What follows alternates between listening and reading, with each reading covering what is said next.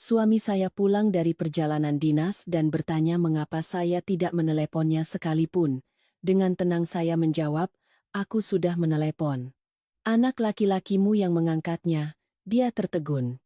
Kita sudah menikah 7 tahun, kita tidak punya anak. Detik berikutnya, wajahnya pucat pasi. Hendak membuka mulut untuk menjelaskan. Saya hanya mengucapkan satu kalimat yang membuat seluruh keluarga suami saya hancur dan kalut. Aku sudah pulang.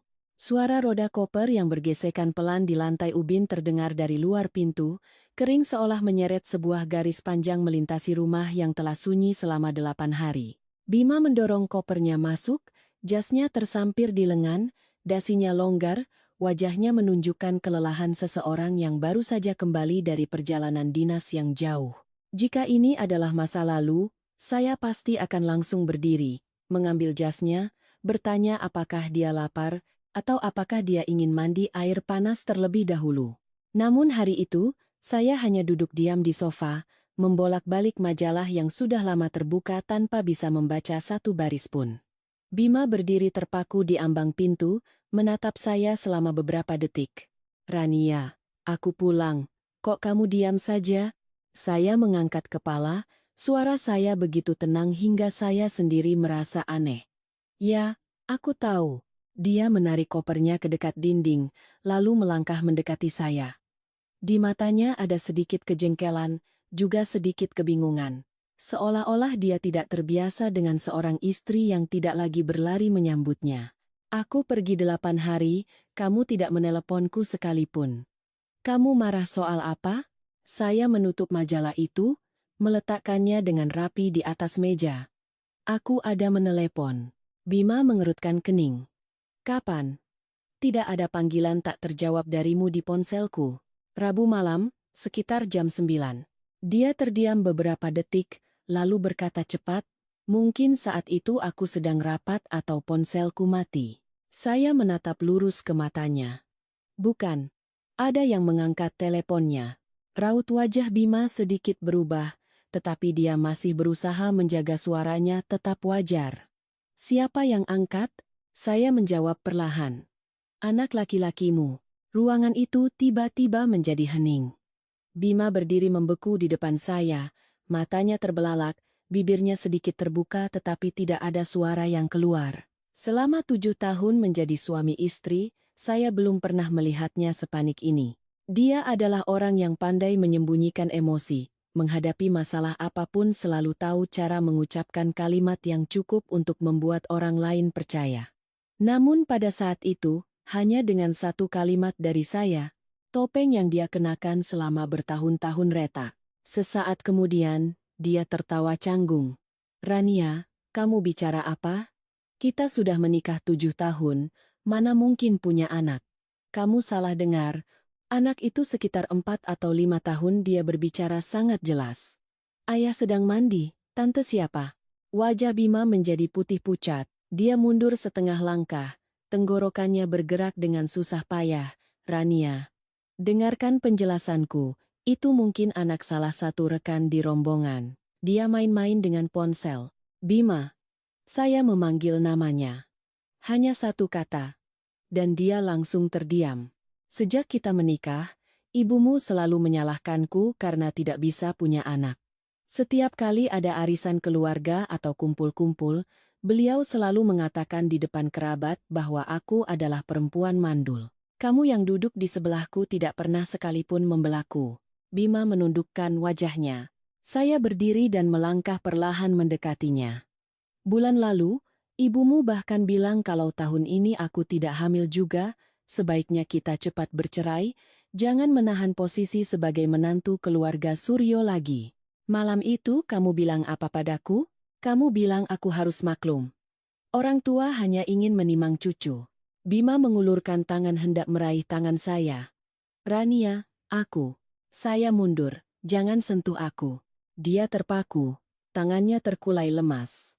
Saya menatap pria yang pernah saya cintai hingga melupakan diri saya sendiri. Selama 7 tahun, saya telah menyalahkan diri sendiri entah berapa kali. Saya pergi ke dokter 3 kali. Setiap kali dokter mengatakan tubuh saya normal. Saya pernah berpikir untuk melakukan program bayi tabung. Pernah menangis diam-diam di kamar mandi setiap kali ibu mertua melontarkan kata-kata pedas. Dan kamu selalu memelukku dan berkata tidak punya anak pun tidak apa-apa, asalkan ada aku sudah cukup. Dulu saya percaya itu, percaya dengan bodohnya. Saya membuka laci meja, mengeluarkan setumpuk kertas yang sudah saya siapkan dan meletakkannya di hadapannya. Kamu masih ingat ini? Bima melihat ke bawah, dan dalam sekejap wajahnya menjadi sangat pucat. Itu adalah hasil pemeriksaan andrologi dirinya di sebuah rumah sakit di Jakarta 3 tahun yang lalu. Diagnosisnya tercetak jelas di tengah halaman. Azoospermia, tidak ada sel sperma dalam air mani, kemungkinan memiliki anak secara alami hampir nol. Tangannya gemetar saat mengambil kertas itu. Bagaimana kamu bisa punya ini? Kamu merobek hasil aslinya dan bilang padaku itu hanya pemeriksaan kesehatan biasa. Tapi kamu lupa rumah sakit punya arsip, selama aku punya dokumen yang cukup, aku masih bisa meminta salinannya. Bima terduduk lemas di sofa. Dalam sekejap, pria yang tadinya tenang, percaya diri, yang membiarkan saya disalahkan di depan kerabat, tiba-tiba terlihat begitu kecil dan menyedihkan. Saya melanjutkan. Suara saya tetap pelan tetapi setiap kata seolah menyayat diri saya sendiri. Selama 7 tahun ini, yang tidak bisa punya anak bukan aku, tapi kamu. Tapi kamu membiarkan ibumu menyalahkanku selama 7 tahun, kamu membiarkan seluruh keluargamu melihatku sebagai aib keluarga. Lalu sekarang, dari mana datangnya seorang anak yang memanggilmu ayah? Bima mengangkat kepala, matanya merah padam. Rania? Masalahnya rumit. Aku benar-benar tidak tahu harus menjelaskannya bagaimana. Tidak perlu dijelaskan, saya memotongnya, biar aku yang jelaskan. Ibumu tahu kamu sulit punya anak, jadi beliau mencari cara untuk menyelamatkan muka keluarga Suryo. Beliau tahu perempuan itu, beliau tahu anak itu. Seluruh keluargamu diam, hanya menunggu hari di mana aku tidak tahan lagi dan meminta cerai, agar kamu bisa membawa ibu dan anak itu pulang secara sah, benar kan? Jas di tangan Bima jatuh ke lantai. Hanya suara yang sangat pelan, tetapi bagi saya itu seperti suara keruntuhan terakhir pernikahan ini, dia tidak menjawab. Dan keheningan itu adalah jawaban yang paling jelas. Saya tersenyum tipis, bukan karena bahagia, tetapi karena jika tidak tersenyum, saya takut akan ambruk di hadapannya. Bima, bereskan barang-barangmu. Dia terperangah. Rania, mulai hari ini, kamu keluar dari rumahku. Ini kan rumah kita. Bukan, ini apartemen yang kubeli sebelum menikah. Sertifikat hak milik hanya atas namaku. Dulu kamu bilang kamu mencintai diriku, tidak perlu ikut campur soal aset. Kalau dipikir-pikir sekarang, mungkin itu satu-satunya hal baik yang pernah kamu lakukan untukku. Bima berdiri, matanya penuh permohonan. Rania, aku salah, tapi beri aku satu kesempatan, ya? Aku akan jelaskan semuanya. Aku dan dia tidak seperti yang kamu pikirkan. Saya menatapnya. Dan hati saya tidak lagi terasa sakit seperti sebelumnya. Hati ini sudah dingin. Sebuah rasa dingin setelah bertahun-tahun diinjak-injak, setelah terlalu banyak malam bertanya pada diri sendiri, apa kesalahan yang telah saya perbuat hingga diperlakukan seperti ini? Kamu punya 30 menit, aku tidak akan mengulanginya. 30 menit lagi kalau kamu belum pergi, aku panggil satpam. Dia berdiri di sana, bibirnya bergetar. Tidak ada lagi sosok suami yang pernah membuatku percaya bahwa aku memiliki sandaran seumur hidup. Saya berjalan menuju kamar tidur, berhenti di ambang pintu. Oh ya, sebelum pergi, jangan lupa telepon ibumu. Katakan padanya bahwa perempuan yang selama 7 tahun beliau sebut mandul sudah tahu segalanya. Tanyakan juga padanya untukku, saat menimang cucu yang lahir dari kebohongan, apakah beliau bisa tidur nyenyak? Saya menutup pintu. Begitu pintu tertutup, seluruh tubuh saya lemas. Saya bersandar pada daun pintu, air mata jatuh tanpa suara. Bukan karena merindukan Bima. Mungkin saya menangis untuk gadis bernama Rania 7 tahun yang lalu. Gadis yang mengenakan gaun pengantin putih, menggandeng tangan seorang pria dan percaya bahwa dia telah menemukan sebuah rumah. 5 menit kemudian, saya mengeringkan air mata, membuka laci lemari, dan akhirnya mengeluarkan sebuah map coklat. Di dalamnya ada hal-hal yang diam-diam saya kumpulkan selama ini. Rekening koran transfer, foto Bima menggendong seorang anak di taman bermain, foto ibu mertua saya berjalan dengan seorang wanita muda, bahkan pesan-pesan samar yang Bima kira sudah dia hapus bersih. Saya meletakkan tangan di atas map itu, menarik napas dalam-dalam. Dari ruang tamu terdengar suara koper diseret perlahan, lalu suara pintu dibuka, dan pintu ditutup. Saya berdiri, menyingkap tirai untuk melihat ke bawah ke halaman apartemen. Bima sedang menarik kopernya menuju gerbang, punggungnya terlihat bungkuk. Dia menoleh ke belakang, menatap jendela unit saya, tetapi saya berdiri dalam kegelapan, dia tidak bisa melihatku. Ponsel bergetar. Pesan dari pengacara saya, Ibu Shinta. Mbak Rania, berkas sudah lengkap. Jika Mbak sudah memutuskan, besok pagi kita bisa memulai proses perceraian. Saya membalas dengan sangat singkat. Besok pagi jam 9. Lalu, saya mematikan layar, menatap kota di luar yang mulai menyalakan lampunya. Selama 7 tahun, saya pikir saya hidup dalam sebuah rumah. Ternyata itu hanyalah sebuah sangkar yang dibangun dari kebohongan. Tetapi sejak saat itu, saya tahu saya bukan lagi burung yang terkurung di dalamnya. Keesokan paginya, saya bangun sangat awal, meskipun semalam hampir tidak bisa tidur. Rumah terasa begitu sunyi setelah Bima pergi. Dulu, setiap pagi saya mendengar suara keran air di kamar mandi, suara alarm ponselnya yang berbunyi beberapa kali sebelum dimatikan, suara dia bertanya terburu-buru apakah kemejanya hari ini sudah disetrika. Suara-suara itu pernah menjadi kebiasaan, juga pernah menjadi hal yang membuatku berpikir aku memiliki sebuah keluarga. Namun hanya dalam satu malam, semuanya lenyap, meninggalkan kekosongan yang dingin sekaligus ringan, seperti orang yang baru sembuh dari demam panjang tetapi tubuhnya masih terasa lemas. Saya menyeduh secangkir teh panas, duduk di meja makan menatap map coklat di hadapan saya. Di dalamnya bukan hanya ada bukti, tetapi juga 7 tahun kesabaran, 7 tahun menyalahkan diri sendiri. 7 tahun saya menunduk di hadapan ibu mertua hanya karena ingin menjaga keutuhan rumah tangga. Dulu saya pikir pernikahan itu soal sedikit mengalah, sedikit mencintai, sedikit mundur, maka semuanya akan baik-baik saja. Tapi sekarang saya baru mengerti, ada orang yang tidak menganggap kesabaran kita sebagai cinta. Mereka menganggapnya sebagai kelemahan untuk diinjak. Tepat jam 8.30, kakak laki-laki saya, Doni, datang menjemput. Dia mengenakan kemeja putih dan celana bahan hitam, wajahnya begitu serius hingga begitu melihatnya saya tahu ibu sudah menceritakan segalanya. Saya membuka pintu, belum sempat berkata apa-apa, dia sudah memandang saya dari atas ke bawah lalu bertanya pelan, "Kamu sudah sarapan?" Hanya satu kalimat biasa seperti itu, tapi tenggorokan saya tercekat. Sejak kemarin, tidak ada yang bertanya apakah saya kesakitan, apakah saya lelah, dengan nada suara seperti itu. Saya menggeleng, aku tidak lapar. Kak Doni mengerutkan kening, meletakkan sekotak roti kecil di tangan saya. Tidak lapar pun harus makan sedikit. Hari ini kamu harus kuat, keluarga kita datang ke sana bukan untuk menangis. Saya menunduk menerimanya. Pada saat itu, saya merasa seperti kembali menjadi adik perempuan kecilnya dulu. Setiap kali diganggu teman, selalu ada kakak yang berdiri di depan melindungiku.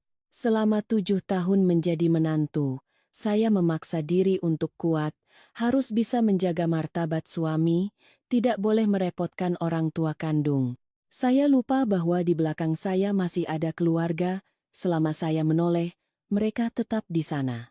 Dalam perjalanan ke kantor pengacara, Kak Doni mengemudi dengan sangat pelan. Dia tidak banyak bertanya, hanya berkata, "Ibu sudah tahu." Semalam beliau menangis terus. Saya memalingkan wajah keluar jendela. Aku minta maaf, seharusnya aku bilang lebih awal. Yang harus minta maaf bukan kamu, suara kakak saya memberat. Rania. Kamu bertahan sampai hari ini karena kamu orang baik, bukan karena kamu salah. Tapi mulai hari ini, jangan baik lagi pada orang yang tidak tahu diri. Saya mengangguk dalam diam. Di luar, jalanan pagi itu ramai. Penjual membuka tokonya, anak-anak sekolah dengan tas ransel berjalan di trotoar, gedung-gedung tinggi memantulkan sinar matahari ke aspal. Kehidupan terus berjalan seperti biasa, hanya hidupku yang baru saja terkoyak sebagian besar. Namun di tengah keadaan normal itu, saya merasa harus terus hidup, harus melewati ini dengan kedua kaki saya sendiri. Ketika kami tiba, Ibu Shinta, sang pengacara, sudah menyiapkan semua dokumen. Usianya sekitar 40-an, posturnya rapi, bicaranya pelan tapi sangat tegas. Beliau memeriksa kembali berkasnya sekali lagi lalu berkata, "Mbak Rania, dengan bukti-bukti yang ada, Mbak sepenuhnya berhak menuntut cerai karena kesalahan serius dari pihak Mas Bima mengenai aset. Apartemen ini adalah harta bawaan sebelum menikah, jadi dia tidak punya hak untuk menggugatnya. Dana yang muncul selama masa pernikahan, jika bisa dibuktikan dia gunakan untuk membiayai wanita lain, kita bisa menuntut pengembalian bagian yang sesuai." Saya mendengarkan setiap kata, hati saya anehnya tenang. Mungkin karena saya sudah cukup menangis. Ketika seorang wanita masih berharap, dia akan merasa sakit, akan berusaha mempertahankan, akan ingin mendengar penjelasan. Tetapi ketika harapan sudah mati, segalanya hanya tinggal dokumen, bukti, dan cara pergi tanpa dirugikan lebih jauh lagi. Pukul 9.10, Bima datang. Dia mengenakan setelan jas yang sama dengan kemarin, mungkin semalaman tidak ganti, wajahnya kuyu, matanya merah, dan janggut tipis mulai tumbuh di sekitar dagunya. Di belakangnya adalah ibunya, Ibu Ratna. Beliau mengenakan kebaya bunga berwarna gelap, rambutnya disanggul tinggi, tangan menenteng tas, gaya berjalannya masih angkuh seperti setiap kali datang ke rumah saya. Hanya saja, begitu melihat Kak Doni duduk di samping saya, langkahnya sedikit terhenti. Ibu Ratna menatap saya terlebih dahulu, lalu beralih ke Kak Doni, suaranya dingin. "Keluarga dari pihak perempuan datang lengkap juga, ya? Masalah suami istri seharusnya diselesaikan di dalam rumah. Kenapa harus membawa orang luar?" Kak Doni berdiri, sopan tapi tidak lembek. "Saya kakak laki-laki Rania, Tante. Bukan orang luar. Dan kalau Tante mau bicara soal menyelesaikan masalah di dalam rumah, mungkin Tante lupa saat Tante memarahi adik saya di depan kerabat selama 7 tahun ini, Tante lupa menutup pintu." Wajah Ibu Ratna langsung memerah. "Kamu bicara begitu pada orang yang lebih tua?" Saya menatapnya, suara saya tenang. "Ibu, ini terakhir kalinya saya memanggil Ibu seperti itu. Hari ini kita datang untuk menyelesaikan perceraian, bukan untuk bertengkar. Jika Ibu ingin menjaga martabat Mas Bima, silakan duduk dan bicara baik-baik." Mungkin beliau tidak menyangka saya berani berkata seperti itu. Selama 7 tahun, saya selalu menunduk, selalu iya, "Bu, saya minta maaf, Bu," bahkan ketika kesalahan bukan pada diri saya. Karena itu, ketika saya berdiri tegak menatapnya, Ibu Ratna marah sekaligus bingung. Bima menarik tangan ibunya. "Bu, duduklah." Beliau menepis tangannya, tetapi akhirnya tetap duduk. Ibu Shinta mendorong surat perjanjian ke tengah meja. Suasana di ruangan itu begitu berat hingga saya bisa mendengar suara kertas menyentuh permukaan kayu. Bima mengambil surat itu dan membacanya. Semakin dia membaca, tangannya semakin erat menggenggam kertas itu. Sampai pada bagian kompensasi atas uang yang telah dia transfer kepada wanita bernama Maya selama bertahun-tahun, dia mengangkat kepala menatap saya. "Rania, apa kamu harus melakukan sampai sejauh ini?" Saya menatapnya lama. Pria di hadapan saya pernah pergi ke pasar bersama saya. Pernah menggandeng tangan saya melewati masa-masa awal yang sulit. Pernah berjanji tidak akan membiarkan siapapun membuat saya sedih. Tetapi orang yang sama jugalah yang duduk diam ketika ibunya menyebut saya perempuan mandul, yang pergi dari rumah setiap akhir pekan untuk bersama ibu dan anak yang lain. Bukan aku yang melakukan sampai sejauh ini, tapi kamu yang membawa semuanya sampai ke titik ini. Bima menelan ludah dengan susah payah. "Aku tahu aku salah, tapi uang itu, aku bisa cicil pelan-pelan. Soal cerai, bisakah kita pikirkan lagi? Aku dan Maya sudah tidak ada apa-apa lagi." Anak itu. Dia berhenti, seolah dia sendiri tidak tahu harus menyebut anak itu apa. Ibu Ratna tiba-tiba menyela. Rania, ibu bicara jujur ya. Laki-laki memang kadang berbuat salah. Tapi sebagai istri, kamu juga harus tahu cara menjaga rumah tangga. Kamu tidak bisa memberikan anak. Bima tertekan, dia salah langkah di luar juga karena ingin rumah ini ada suara anak kecil. Sekarang kamu sudah tahu yang sebenarnya, ibu minta maaf padamu, kan sudah selesai? Saya menatapnya, di dalam hati tidak ada lagi kemarahan atau gejolak, hanya rasa geli dan sedih. Sampai detik ini, beliau masih berpikir satu permintaan maaf bisa menghapus 7 tahun penghinaan yang saya alami. Ibu minta maaf untuk apa? Saya bertanya. Karena salah menuduh saya mandul? Karena tahu anak ibu punya masalah tapi tetap menyalahkan saya? Atau karena ibu sudah tahu keberadaan Maya dan anaknya tapi tetap menganggap saya seperti duri dalam daging? Ibu Ratna terdiam, wajah Bima semakin pucat. Kak Doni meletakkan tangannya di bahu saya, seolah mengingatkan saya untuk tenang. Saya menarik napas dalam-dalam lalu melanjutkan. Saya pernah sangat ingin menjadi menantu yang baik. Ibu sakit, saya cuti kerja mengantar ibu ke rumah sakit. Setiap lebaran, saya sendiri yang menyiapkan hidangan dari pagi sampai malam. Kerabat bicara yang tidak enak, saya tetap tersenyum. Bukan karena saya lemah, tapi karena saya pikir ibu adalah ibunya suami saya mengalah untuk menjaga keluarga. Tapi ibu tidak pernah menganggap saya keluarga. Di mata ibu, saya hanyalah perut yang tidak bisa melahirkan cucu untuk ibu. Mata Ibu Ratna memerah. Tapi bukan karena terharu, melainkan karena marah. Kamu jangan bicara berlebihan seperti itu. Ibu Shinta dengan lembut meletakkan setumpuk kertas lagi di atas meja. Ibu Ratna, ini adalah salinan pesan-pesan yang Ibu kirimkan kepada Mbak Rania selama bertahun-tahun. Ada banyak konten yang menghina kehormatan dan martabat. Jika kasus ini dibawa ke pengadilan, dokumen-dokumen ini akan digunakan untuk membuktikan tekanan mental yang harus ditanggung oleh Mbak Rania. Ibu Ratna tertegun. Bima menoleh ke ibunya, lalu ke saya. Mungkin baru saat ini dia menyadari, saya bukan lagi istri yang bisa dibujuk dengan beberapa kata maaf. Saya mendorong pulpen ke arah Bima, tanda tangani. Kita selesaikan baik-baik hari ini. Kalau tidak, aku akan ajukan gugatan ke pengadilan, dan saat itu, apa yang ingin kamu sembunyikan tidak akan bisa disembunyikan lagi. Bima menatap pulpen itu, matanya memerah. Rania, kamu pernah mencintaiku. Saya mendengar kalimat itu, hati saya sedikit nyeri. Ya, saya pernah mencintainya, mencintai sampai lupa mencintai diri sendiri. Tapi cinta bukan alasan bagi seseorang untuk berbohong, dan bagi yang lain untuk terus memaafkan. Aku pernah mencintaimu, tapi kamu sudah menghabiskan semua cinta itu. Bima menunduk. Lama sekali.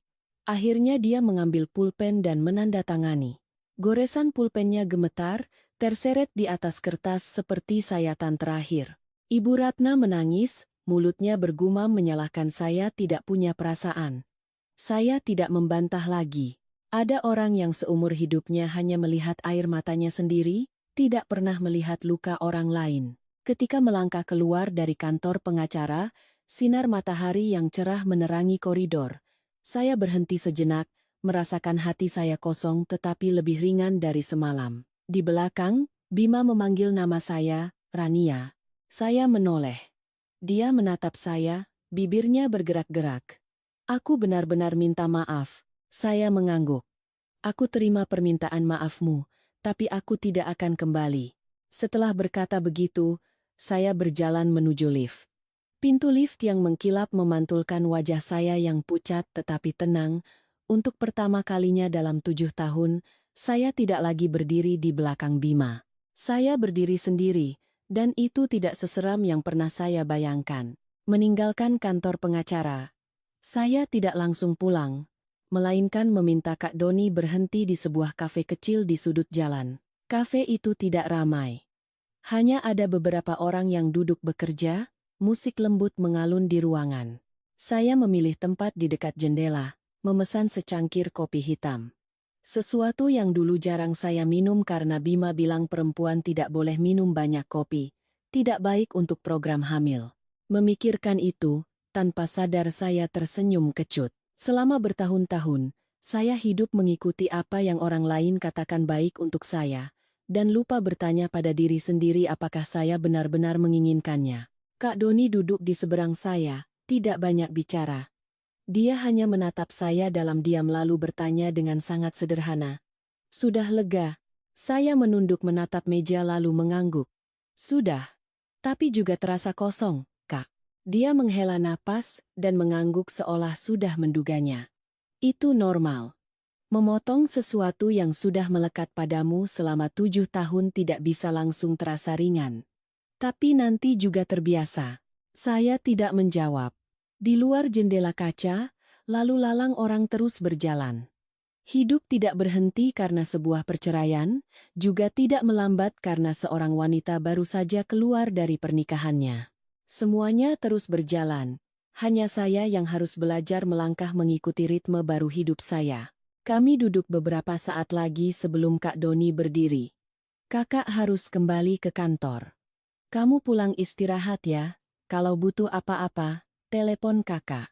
Saya mengangguk, memandangi punggungnya yang menjauh.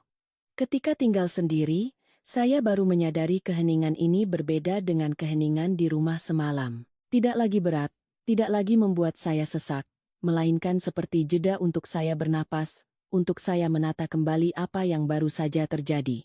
Saya hendak berdiri ketika ponsel bergetar. Nomor tak dikenal. Saya ragu sejenak lalu mengangkatnya. Halo, dengan Mbak Rania, ya. Suara seorang wanita muda. Sedikit bergetar. Iya, saya sendiri. Siapa ya? Saya Maya. Saya terdiam beberapa detik. Nama itu, saya pernah melihatnya di rekening koran, di foto-foto, di semua bukti yang saya kumpulkan selama beberapa bulan terakhir. Tapi ini pertama kalinya saya mendengar suaranya yang asli. Ada apa? Suara saya tenang, tidak tinggi tidak rendah, membuat saya sendiri merasa aneh. Di seberang sana hening sejenak lalu berkata, saya tahu Mbak tidak mau bicara dengan saya, tapi saya mohon, bisakah kita bertemu sekali saja? Ada yang ingin saya jelaskan. Saya tersenyum sinis. Jelaskan apa? Soal kamu hidup dengan suamiku selama 5 tahun, atau soal anak yang memanggilnya ayah? Suara Maya tercekat. Mbak, Mbak bicara seperti itu memang benar, tapi ada beberapa hal yang Mbak belum tahu. Saya tidak ingin Mbak salah paham lebih jauh. Saya melihat keluar jendela, berpikir sejenak. Jika ini sebulan yang lalu, mungkin saya akan langsung menutup telepon. Tapi sekarang, ketika semuanya sudah jelas, saya merasa tidak perlu lagi menghindar. Di mana? Maya menyebutkan alamat kafe lain tidak jauh dari tempat saya. Saya setuju, menutup telepon, lalu duduk diam beberapa menit sebelum berdiri. Ketika saya tiba, Maya sudah duduk di sebuah sudut. Dia mengenakan gaun berwarna krem, rambutnya diikat rapi ke belakang, wajahnya memakai riasan tipis tapi tidak bisa menutupi kelelahannya. Jika tidak tahu sebelumnya, mungkin saya akan mengira ini hanyalah seorang karyawati biasa, tidak ada yang menonjol. Tapi gadis inilah yang telah bersama suami saya selama 5 tahun, Mbak Rania. Maya berdiri saat melihat saya, tangannya saling menggenggam erat. Saya tidak menjawab. Hanya duduk di hadapannya. Cepat katakan. Saya tidak punya banyak waktu. Maya mengangguk, menarik napas dalam-dalam. Pertama-tama, saya minta maaf, Mbak. Saya tertawa kecil. Kalimat itu seharusnya kamu ucapkan 5 tahun yang lalu. Maya menunduk. Awalnya saya benar-benar tidak tahu Mas Bima sudah berkeluarga. Dia bilang dia lajang, hanya punya ibu di kampung. Saya percaya karena dia sangat baik pada saya. Baik, saya mengulang. Maya mengangkat kepala, matanya merah. Setidaknya saat itu saya pikir begitu. Belakangan saya baru tahu tentang Mbak. Saya ingin mundur. Tapi saat itu saya sudah hamil. Saya menatap lurus ke matanya. Sudah hamil, jadi kamu tetap tinggal. Maya terdiam, lalu mengangguk sangat pelan. Saya tidak menyangkal saya salah, tapi saat itu saya tidak punya pilihan lain. Dokter bilang saya sulit punya anak. Kalau saya gugurkan anak ini, mungkin saya tidak akan pernah bisa jadi ibu lagi. Saya tidak berkata apa-apa. Kata-kata itu tidak membuat saya luluh, tapi juga tidak membuat saya marah. Mungkin karena saya sudah melewati tahap ingin berdebat mana yang benar dan salah. Lalu, saya bertanya. Setelah itu, Mas Bima bilang akan menceraikan Mbak, tapi dia terus menunda-nunda. Berkali-kali, saya juga tidak berani mendesak karena saya tahu posisi saya lemah, kata Maya, suaranya mengecil. Ibunya? Saya bertanya. Maya menggenggam tangannya lebih erat.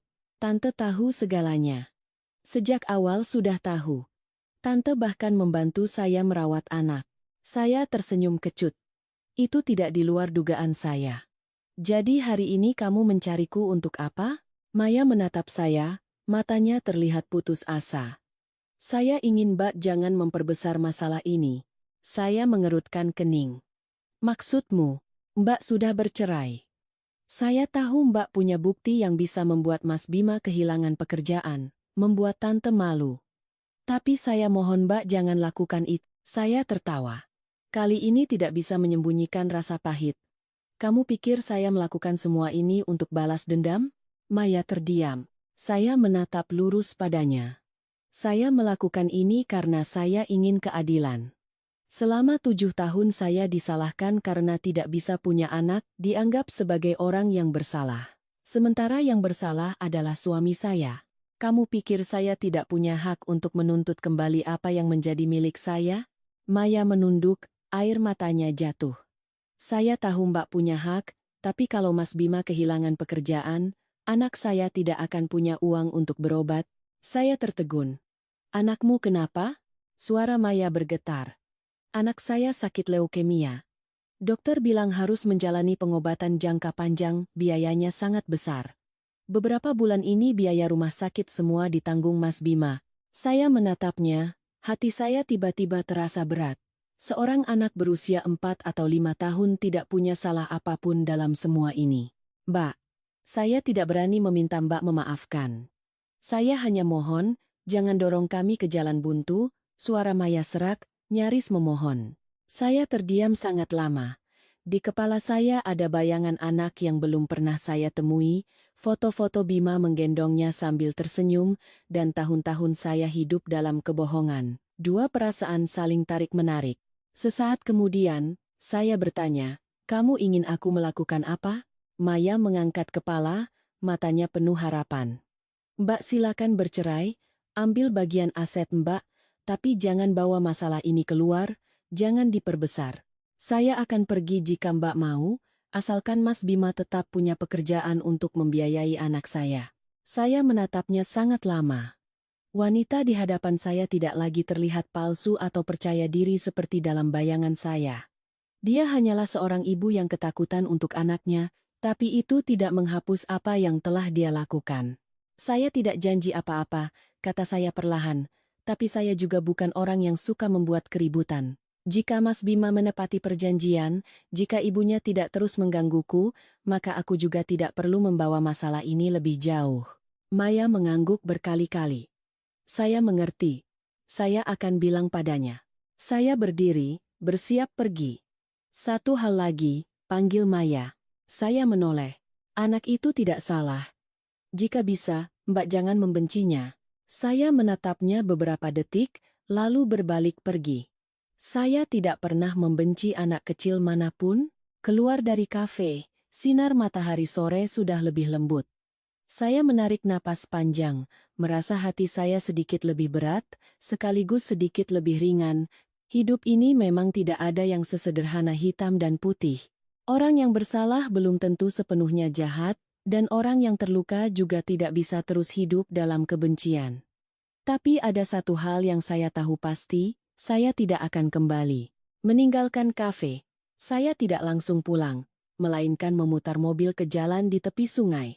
Sore hari, kota menjadi lebih tenang, sinar matahari keemasan terhampar di permukaan air, angin sepoi-sepoi bertiup, membawa aroma lembab sungai dan bau asap kendaraan yang akrab. Saya menghentikan mobil, mematikan mesin, dan duduk diam sejenak tanpa memikirkan apapun secara jelas.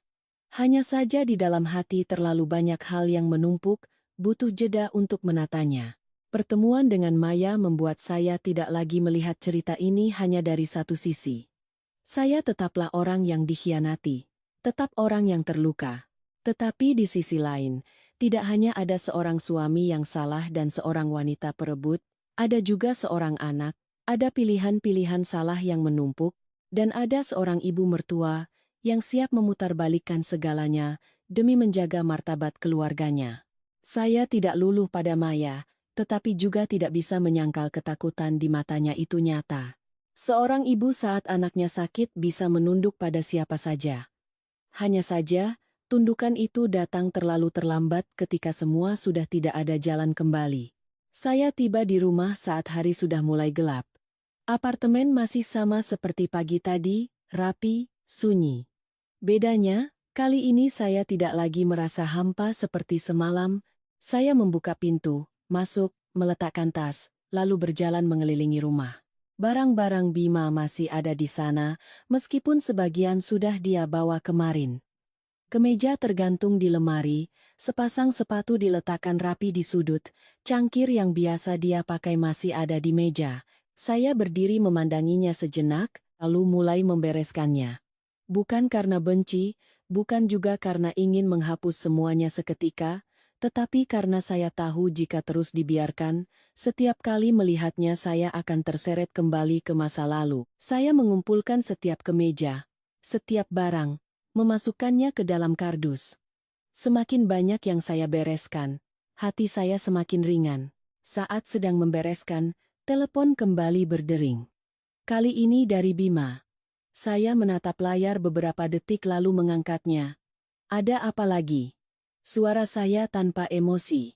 Di seberang sana hening sejenak, lalu Bima angkat bicara, suaranya berat dan lelah. Kamu sudah bertemu Maya, kan? Saya tidak langsung menjawab, mungkin Maya sudah memberitahunya. Kenapa? Bima menghela napas. Dia bilang kamu sudah tahu soal anak itu sakit. Tahu. Rania. Aku tidak mau menggunakan masalah itu untuk membuatmu luluh. Aku tahu aku tidak punya hak. Tapi aku mohon satu hal padamu. Saya bersandar ke dinding, memejamkan mata dan berkata, jangan memperbesar masalah ini. Aku akan transfer uang sesuai perjanjian. Aku juga tidak akan membiarkan ibuku mengganggumu lagi, asalkan pekerjaanku tidak terpengaruh. Saya membuka mata, menatap ke ruang kosong di hadapan saya. Demi anakmu? Bima terdiam beberapa detik lalu menjawab, demi dia, dan juga demi aku. Kalau aku kehilangan pekerjaan, bukan hanya anak itu, ibuku juga tidak ada yang menanggung. Saya tertawa kecil. Saat kamu memberi uang pada Maya, apa kamu memikirkan ibumu? Saat kamu membiarkan ibumu memarahiku di depan semua orang, apa kamu memikirkan perasaanku? Suara Bima tercekat. Aku tahu aku salah. Kamu tahu? Sejak kapan? Saya bertanya. Sejak aku mengetahuinya? Atau sejak kamu mulai berbohong? Bima tidak bisa menjawab, saya juga tidak butuh jawabannya lagi. Sudah kubilang, kata saya pelan. Jika kamu melakukan apa yang sudah ditandatangani, aku tidak perlu membuat keributan. Tapi jika kamu atau ibumu masih membuat masalah, aku tidak jamin akan tetap diam. Aku mengerti, suara Bima mengecil. Satu hal lagi. Dia ragu-ragu. Bisakah kamu tidak memberitahu orang lain kalau aku tidak bisa punya anak? Saya terdiam beberapa detik. Inilah yang paling dia takuti. Dia takut kehilangan muka. Rania, jujur saja. Kamu takut kehilangan muka atau takut orang tahu kamu telah membiarkan istrimu menanggung tuduhan palsu selama 7 tahun? Di seberang sana hanya terdengar napas berat. Aku tidak punya kebiasaan menceritakan masalah pribadiku pada orang lain, kata saya. Tapi ingat baik-baik. Rahasia itu bukan aku yang menjaganya untukmu, tapi kamu sendiri yang harus menjaganya. Jika suatu hari rahasia itu terbongkar, jangan kembali bertanya padaku. Bima tidak berkata apa-apa lagi. Panggilan berakhir dalam keheningan. Saya meletakkan telepon, melanjutkan bersih-bersih. Ketika selesai, hari sudah benar-benar gelap. Saya mandi, ganti baju, lalu berdiri di balkon sejenak. Kota sudah menyala. Deretan rumah berpendar, kendaraan melaju beriringan. Tiba-tiba saya sadar, saya tidak lagi memikirkan Bima sebanyak kemarin. Bukan karena saya cepat lupa, tetapi karena di dalam hati saya sudah ada batas yang jelas. Melewati batas itu, dia bukan lagi milikku. Sekitar jam 8 malam, saya menerima pesan dari Ibu Shinta. Mbak Rania, pihak Mas Bima sudah mentransfer cicilan pertama. Tolong dicek. Saya membuka aplikasi mobile banking, nominalnya tertera jelas, tidak kurang sepeser pun. Melihat angka-angka itu, saya tidak merasa senang, juga tidak merasa puas, hanya sebuah perasaan yang sangat realistis. Inilah harga dari 7 tahun yang telah saya lewati. Saya membalas. Sudah saya terima. Terima kasih, Bu. Ibu Shinta menelepon kembali setelah itu. Rania, saya mau bilang satu hal.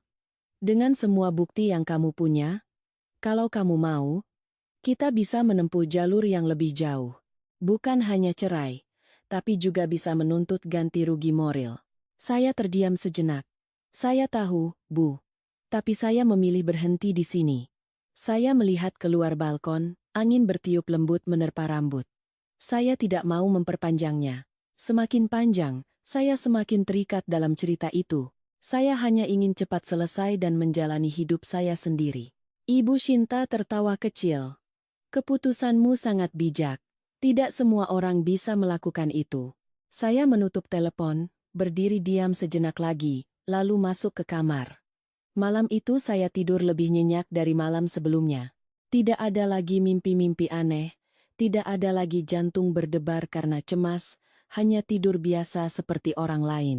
Keesokan paginya, saya bangun pagi untuk bersiap kerja. Ini adalah hari pertama setelah bercerai saya kembali ke kantor. Saya berdiri di depan cermin, merapikan rambut, menatap diri sendiri cukup lama. Wajah saya tidak banyak berubah, hanya sorot matanya yang berbeda. Tidak ada lagi jejak kelelahan yang berkepanjangan seperti sebelumnya. Di kantor, orang-orang menatap saya dengan tatapan bertanya, mungkin berita perceraian saya sudah menyebar. Beberapa rekan dekat menghampiri, bertanya dengan lembut. Saya hanya tersenyum dan berkata, semuanya sudah baik-baik saja. Kepala bagian memanggil saya masuk, suaranya tegas tapi tidak dingin. Rania, kalau kamu butuh cuti beberapa hari lagi, bilang saja. Pekerjaan di sini akan saya atur. Saya menggeleng. Saya baik-baik saja, Pak. Saya ingin bekerja seperti biasa. Beliau mengangguk tanpa bertanya lebih lanjut. Saya kembali ke meja, membuka komputer, dan mulai bekerja. Angka-angka, rencana kerja, rapat, semuanya menarik saya kembali ke ritme hidup yang akrab. Dan untuk pertama kalinya setelah sekian lama, saya merasa hidup untuk diri saya sendiri. Bukan hidup sebagai seorang istri yang selalu harus waspada terhadap setiap perkataan ibu mertua. Di tengah hari, telepon saya berdering, sebuah pesan dari Maya. Mbak Rania, saya sudah membawa Bagas masuk rumah sakit. Terima kasih karena tidak mempersulit kami. Saya membacanya tanpa langsung membalas. Sesaat kemudian, saya hanya membalas, jaga anakmu baik-baik. Mematikan layar, saya melanjutkan pekerjaan.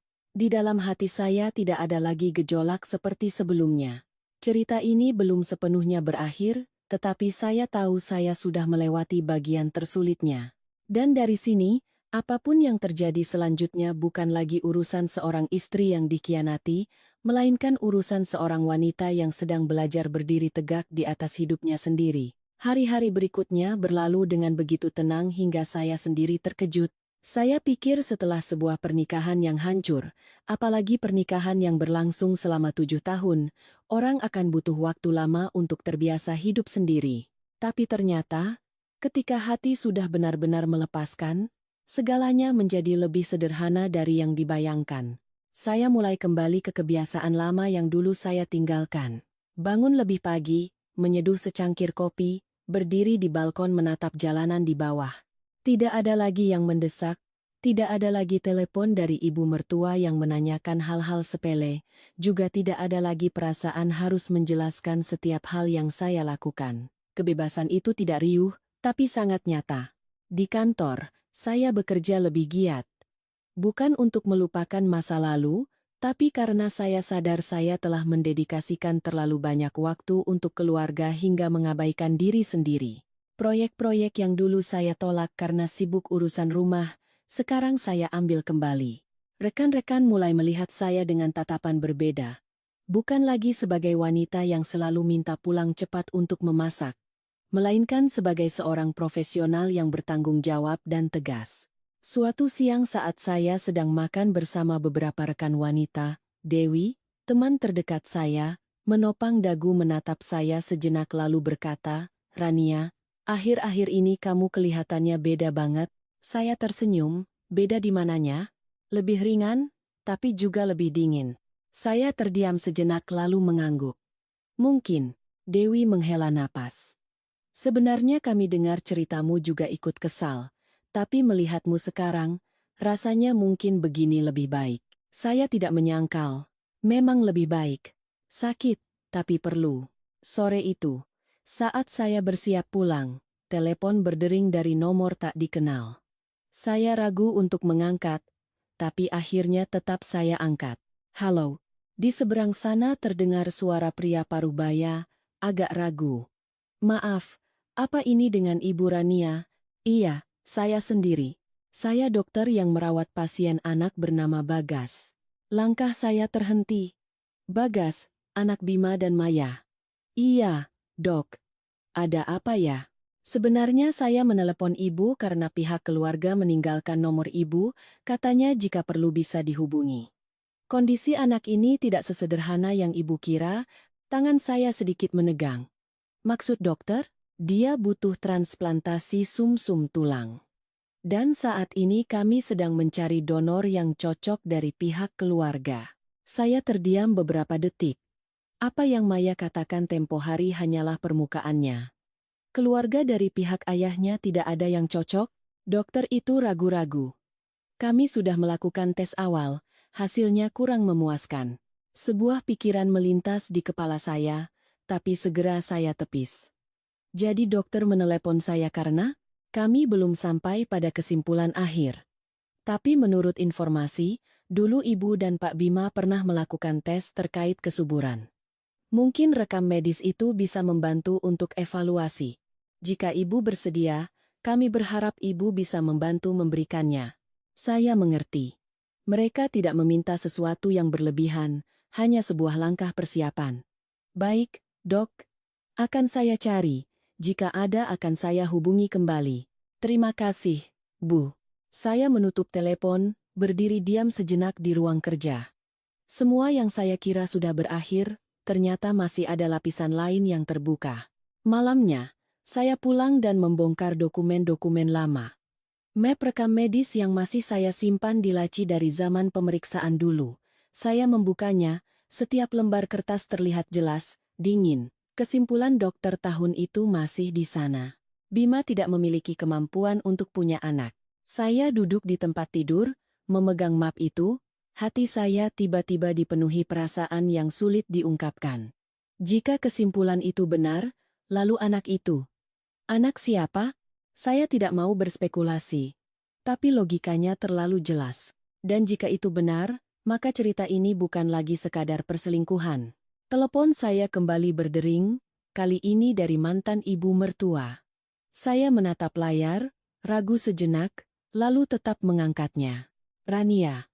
Suara Ibu Ratna masih sama, tapi tidak lagi bernada tinggi seperti biasanya. "Iya, Bu. Ibu mau bicara sebentar." Saya tidak langsung menjawab. "Silakan, Bu." Beliau terdiam beberapa detik, seolah menimbang setiap kata. "Soal Bima, Ibu tahu kamu dirugikan." Ibu tidak menyangkal. Saya sedikit mengerutkan kening. Ini bukan cara bicara beliau yang biasanya. Tapi sekarang anak itu sakit parah. Bagaimanapun juga, dia kan cucu keluarga. Saya tersenyum kecut. "Cucu keluarga atau anak siapa? Apa Ibu yakin?" Di seberang sana hening, jeda yang panjang. "Kamu bicara begitu maksudnya apa? Tanyakan saja pada Bima, Bu, atau lihat kembali hasil pemeriksaan kesehatannya." Saya tidak melanjutkan. Ada kebenaran yang tidak perlu diucapkan seluruhnya. Orang akan mengerti sendiri. Suara beliau mulai bergetar. "Rania, kamu tahu apa? Saya tahu apa yang perlu saya tahu." "Tidak."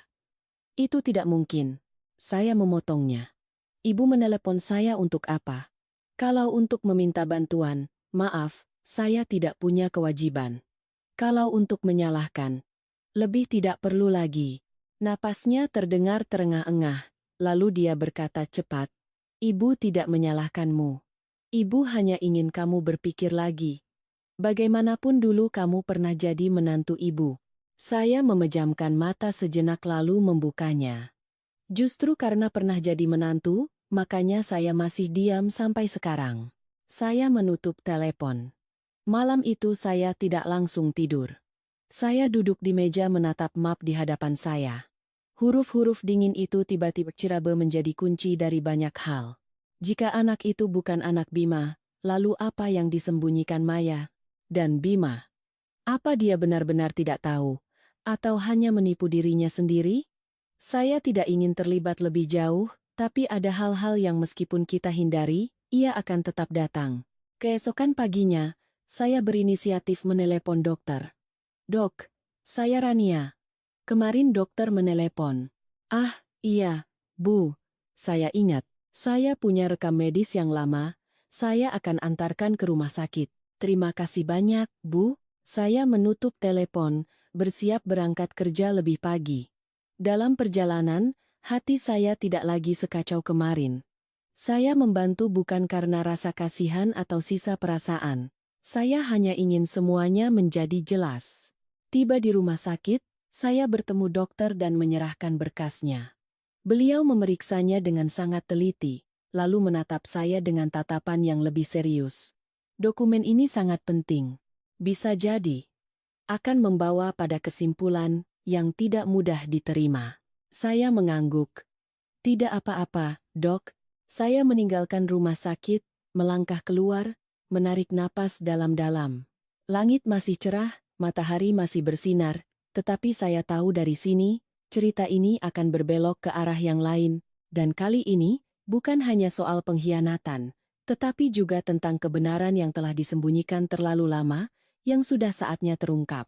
Setelah saya mengantarkan rekam medis ke rumah sakit, tidak ada yang terjadi seketika seperti yang saya bayangkan.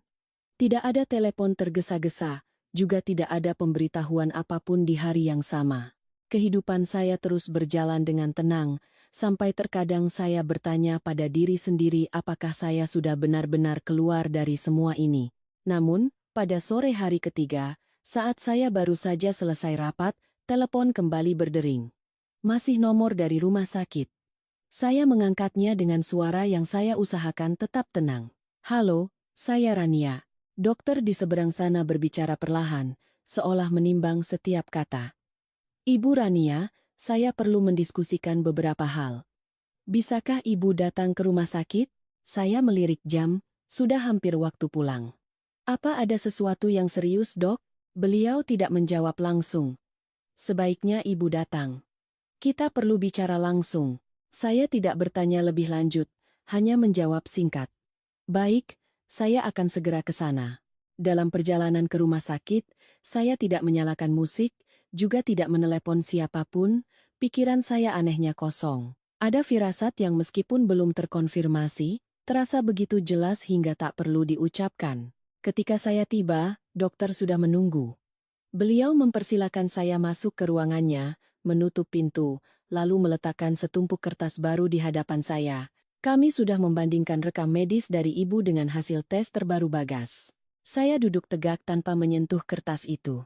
Dokter menatap saya, tatapannya tidak lagi berjarak seperti sebelumnya. Ibu Rania, secara biologis, Pak Bima tidak mungkin ayah dari anak itu. Saya tidak terkejut. Hanya ada perasaan lega yang melintas, seperti sesuatu yang sudah lama saya duga akhirnya terkonfirmasi. Saya mengerti. Dokter melanjutkan, hal ini menjelaskan mengapa kami tidak menemukan kecocokan dari keluarga pihak ayahnya. Tapi masalahnya, pihak ibu dari anak ini juga tidak memberikan informasi yang cukup. Saya tersenyum tipis tanpa rasa senang. Mungkin mereka tidak mau. Beliau mengangguk. Kami perlu mengetahui asal-usul genetik anak ini untuk menemukan donor yang cocok. Jika tidak, peluang pengobatannya akan sangat sulit. Saya terdiam sejenak lalu bertanya, Apakah keluarga di sana sudah tahu? Dokter menghela napas. Kami baru bicara sekilas, reaksinya tidak baik. Saya tidak perlu bertanya untuk bisa menebak. Untuk keluarga yang begitu mementingkan martabat seperti keluarga Bima, kebenaran ini tidak ubahnya tamparan keras di wajah mereka. Saya sudah menyelesaikan bagian saya, kan, Dok? Betul, Bu. Anda tidak punya kewajiban apapun lagi. Saya mengangguk, lalu berdiri. Kalau begitu, saya harap dokter bisa menjaga kerahasiaan informasi dari pihak saya. Kami mengerti. Saya meninggalkan rumah sakit, kali ini langkah saya terasa lebih ringan. Ada hal-hal yang saat masih samar terasa berat, tapi begitu menjadi jelas, semuanya menjadi lebih sederhana. Malam itu, saya belum sempat makan malam ketika bel pintu berbunyi. Saya tidak sedang menunggu siapapun, jadi saya sedikit heran. Saat membuka pintu, saya tertegun. Bima berdiri di depan saya, tubuhnya terlihat jauh lebih kurus, matanya cekung, kemejanya kusut, tidak ada lagi citra pria rapi seperti dulu. Dia menatap saya, suaranya serak, aku mau bicara. Saya tidak membukakan pintu lebih lebar, tapi juga tidak menutupnya. Bicaralah. Dia berdiri diam, seolah tidak tahu harus mulai dari mana. Sesaat kemudian dia baru bersuara, "Kamu sudah tahu semuanya, kan?" Saya menatap lurus padanya. "Kamu bicara soal apa?" Bima tersenyum pahit. "Jangan pura-pura lagi. Pihak rumah sakit sudah memberitahuku." Saya bersedekap, bersandar ringan pada pintu. "Jadi, kamu mau aku bilang apa?" Dia maju selangkah lalu berhenti, menjaga jarak. "Bagas bukan anakku." Saya tidak menjawab, hanya menatapnya. Dia melanjutkan dengan suara yang lebih rendah, "Aku tidak tahu. Aku benar-benar tidak tahu." Saya tertawa, tapi suara tawa itu sangat pelan. "Kamu tidak tahu, atau kamu tidak mau tahu?" Bima terdiam. Saya melanjutkan, "Selama 7 tahun pernikahan, kamu tahu kamu tidak bisa punya anak, tapi saat dia hamil, kamu tidak curiga sedikit pun?" Dia memejamkan mata. Suaranya serak. "Aku curiga, tapi aku memilih untuk percaya." Saya mengangguk. "Percaya? Atau butuh alasan untuk percaya?" Bima tidak menjawab. Pertanyaan itu, dia sendiri tahu jawabannya. Sesaat kemudian dia berkata, "Rania, aku salah." Saya menatapnya dengan sangat tenang. "Kamu sudah salah sejak lama." Dia menelan ludah. "Aku kesini bukan untuk membela diri. Aku hanya mau bilang satu hal. Saya menunggu. Dokter bilang harus mencari donor sumsum tulang. Tapi kalau tidak bisa memastikan siapa ayah kandungnya, hampir tidak ada harapan lagi." Saya tidak terkejut. "Kalau begitu, kamu harus bertanya pada orang yang seharusnya ditanya." Bima mengepalkan tangannya. Dia tidak mau bilang. "Kalau begitu, itu pilihannya." Dia menatap saya. Matanya memancarkan permohonan. "Aku tahu kamu tidak punya kewajiban apa-apa lagi. Tapi aku tetap mau bertanya." Saya sedikit mengerutkan kening. "Tanya apa? Bisakah kamu membantuku?" Pertanyaan itu membuat saya tertawa untuk kedua kalinya, tapi kali ini ada sedikit nada dingin. "Membantumu?" Bima mengangguk. "Hanya kamu yang bisa bicara dengannya, dia takut padamu." Saya menatapnya tak percaya. "Kamu pikir aku ini siapa? Orang yang membereskan masalahmu?" "Bukan, aku tidak bermaksud begitu." "Lalu apa maksudmu?" Bima terdiam. Saya menghela napas, suara saya melambat. "Bima, dengarkan baik-baik. Aku sudah keluar dari pernikahan itu. Apapun yang berhubungan denganmu dan dia, aku tidak punya tanggung jawab, juga tidak punya kewajiban." Dia menunduk. "Aku tahu. Kalau begitu, jangan datang mencariku lagi." Keheningan panjang menyelimuti kami. Angin dari koridor meniup tirai di belakang saya. Bima mengangkat kepala, matanya merah. "Rania, aku benar-benar menyesal." Saya menatapnya, tidak lagi marah, juga tidak lagi sedih. Ada hal-hal di mana penyesalan tidak ada gunanya. Dia mengangguk seolah pasrah. "Aku mengerti." Dia berbalik dan berjalan perlahan. Saya berdiri di sana memandanginya tanpa memanggil kembali. Pintu tertutup, ruangan kembali sunyi. Saya bersandar pada pintu, memejamkan mata sejenak. Bukan karena saya tidak punya perasaan, Hanya saja setelah semuanya, perasaan itu tidak lagi cukup untuk menarik saya kembali. Malam itu, saya tidur sangat nyenyak, tapi saya tidak tahu di tempat lain, cerita ini masih berlanjut dan kebenaran yang tersisa belum berhenti di sini. Beberapa hari setelah pertemuan dengan Bima, saya tidak lagi melihatnya muncul di depan pintu rumah. Tidak ada lagi telepon, tidak ada lagi pesan. Semuanya berhenti tepat seperti yang saya katakan padanya hari itu. Dan saya pikir cerita antara saya dan dia, antara saya dan keluarga itu, sudah benar-benar selesai. Tapi hidup kadang tidak sesederhana itu. Ada benang yang meskipun sudah kita lepaskan, di ujung lainnya masih ada yang memegangnya erat. Suatu sore di akhir pekan, saat saya sedang merapikan rak buku, telepon berdering. Kali ini dari Dewi. "Rania, kamu di rumah?" "Iya." "Ada apa kok suaramu tegang begitu?" Dewi merendahkan suaranya seolah sedang di tempat ramai. "Aku lagi di rumah sakit, baru saja lihat Bima." Tangan saya berhenti. "Dia kenapa?" Kelihatannya tidak baik, kurus kering, wajahnya seperti orang linglung. Tapi bukan itu yang utama. Saya diam. Menunggu Dewi melanjutkan. "Aku baru saja lihat mantan ibu mertuamu bertengkar dengan seorang wanita di koridor, sepertinya Maya." Saya menutup buku. "Lalu, bertengkarnya hebat sekali." Aku berdiri agak jauh. Dengarnya samar-samar. Tapi ada beberapa kalimat yang bikin merinding. "Aku tidak suka dengar urusan orang lain." Dewi menghela napas. "Kamu tidak mau dengar pun harus dengar, karena ini ada hubungannya denganmu." Saya tidak berkata apa-apa. Dewi merendahkan suaranya lagi. "Aku dengar ibunya bilang, kamu bohongi saya berapa tahun, sekarang mau bohong sampai kapan?" "Anak itu anak siapa?" Saya memejamkan mata sejenak. "Dan Maya." Dia menangis, tapi bukan tangisan lemah, lebih seperti orang yang sudah terpojok. Dewi ragu sejenak lalu melanjutkan, "Rania, aku rasa masalah ini belum selesai." Saya menutup telepon setelah berbasa-basi sebentar. Bukan karena saya tidak peduli, tapi karena saya paham apa yang harus terjadi akan terjadi dengan sendirinya. Malam itu, saya duduk sendirian di balkon menatap jalanan yang sudah akrab. Suara kendaraan masih terdengar, orang-orang berlalu lalang.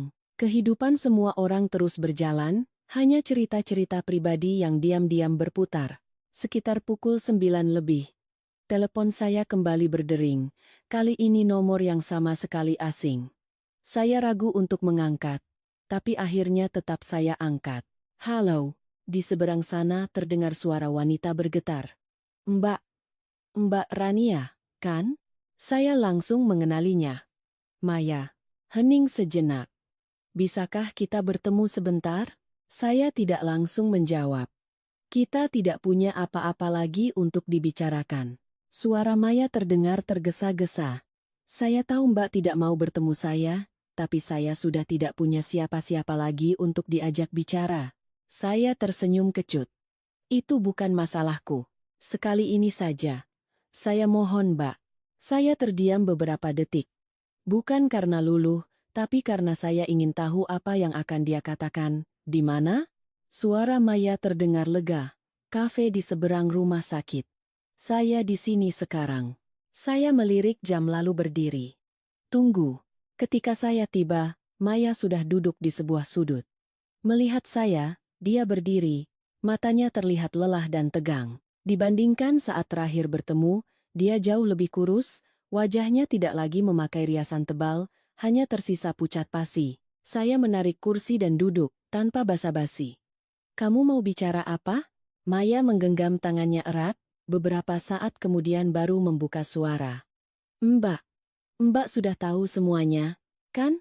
Saya menatap lurus padanya. "Tahu apa? Soal Bagas bukan anak Bima?" Saya tidak membantah. Lalu, Maya menunduk, suaranya tercekat. Saya tidak sengaja menipunya." Saya tertawa kecil. "Tidak sengaja?" Dia buru-buru mengangkat kepala. "Waktu saya kenal Mas Bima, saya sudah hamil, tapi saya tidak tahu." Saya diam, menunggunya melanjutkan. "Pria itu mantan pacar saya. Kami putus sebelum saya bertemu Mas Bima. Saya kira semuanya sudah berakhir." Suaranya bergetar. "Saat tahu saya hamil, Saya panik. Saya tidak tahu harus berbuat apa. Saat itu Mas Bima. Dia sangat baik pada saya. Dia berhenti, tidak melanjutkan. Saya menatapnya, suara saya dingin. Kamu memilih untuk diam. Maya mengangguk, air matanya mulai jatuh. Saya pikir kalau saya bisa mempertahankan dia, anak ini juga akan punya keluarga. Saya tidak merasa terkejut. Dan saat tahu dia tidak bisa punya anak, Maya menggigit bibirnya erat. Saya pikir itu sebuah kesempatan. Jawaban yang begitu jujur membuat saya tidak perlu bertanya lebih lanjut. Jadi sekarang kamu mencariku untuk apa? Maya menatap saya, matanya memohon. Saya tidak tahu harus berbuat apa lagi. Dokter bilang harus mencari ayah kandung Bagas, tapi saya tidak bisa menghubunginya. Tidak bisa atau tidak berani? Dia terdiam. Saya melanjutkan. Kamu pikir aku bisa membantumu? Maya menggeleng lalu mengangguk, seolah dia sendiri tidak yakin. Saya tidak berani bicara dengan tante, Mas Bima, dia hampir hancur. Mbak, saya hanya ingin ada seseorang yang mendengarkan saya. Saya menghela napas. Kamu salah memilih orang. Maya menatap saya, suaranya mengecil. Mbak kan pernah jadi istrinya. Mbak lebih mengerti dia daripada saya. Saya tersenyum tanpa kehangatan sedikit pun. Justru karena aku mengerti, makanya aku pergi. Keheningan panjang menyelimuti kami, hanya suara sendok beradu dengan cangkir yang terdengar pelan. Maya menyeka air matanya, suaranya melemah. Saya tahu saya salah, tapi anak itu tidak bersalah. Saya menatapnya lama. Benar, dia tidak bersalah. Jadi bisakah saya memotongnya? Jangan minta bantuanku. Maya menunduk.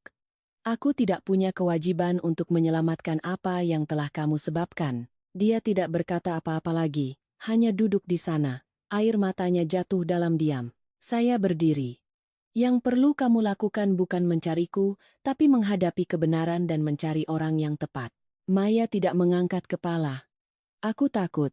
Saya menatapnya untuk terakhir kali. Ada hal-hal yang meskipun takut tetap harus dilakukan, karena jika tidak, akibatnya akan lebih besar dari yang kamu bayangkan. Saya berbalik tanpa menunggunya berkata apa-apa lagi. Keluar dari kafe. Udara di luar terasa lebih sejuk. Saya menarik napas dalam-dalam. Hati saya tidak lagi seberat sebelumnya. Ada cerita yang ketika didengar langsung dari pelakunya, justru membuat kita melihat segalanya lebih jelas. Saya tidak membantu bukan karena saya tidak punya perasaan, tapi karena ada kesalahan yang setiap orang harus menanggung akibatnya sendiri. Dan kali ini, harga yang harus dibayar bukan lagi soal perasaan, melainkan nyawa seorang anak yang terbaring di ranjang rumah sakit. Setelah pertemuan dengan Maya, saya pulang dengan perasaan yang tidak lagi berat, tapi juga tidak sepenuhnya lega. Ada hal-hal yang ketika sudah diketahui dengan jelas, hati tidak lagi punya tempat untuk berpegang pada emosi apapun. Tidak marah, tidak kasihan, hanya sebuah kekosongan yang nyata. Saya pikir, saya akan berhenti di situ. Namun keesokan paginya, saat baru tiba di kantor, belum sempat duduk, telepon berdering lagi. Nomor Bima. Saya menatap layar beberapa detik, lalu tetap mengangkatnya. Halo. Di seberang sana tidak ada suara langsung, hanya napas yang terdengar berat seperti orang yang baru saja berlari. Rania, kamu di mana? Di kantor. Ada apa? Suaranya serak. Bisakah kamu keluar sebentar? Aku ada di bawah. Saya terdiam. Kamu ke kantor untuk apa?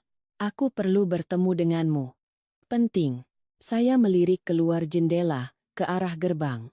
Mobil Bima yang sudah akrab terparkir di sana, dan dia sedang bersandar di pintu mobil, kepalanya tertunduk.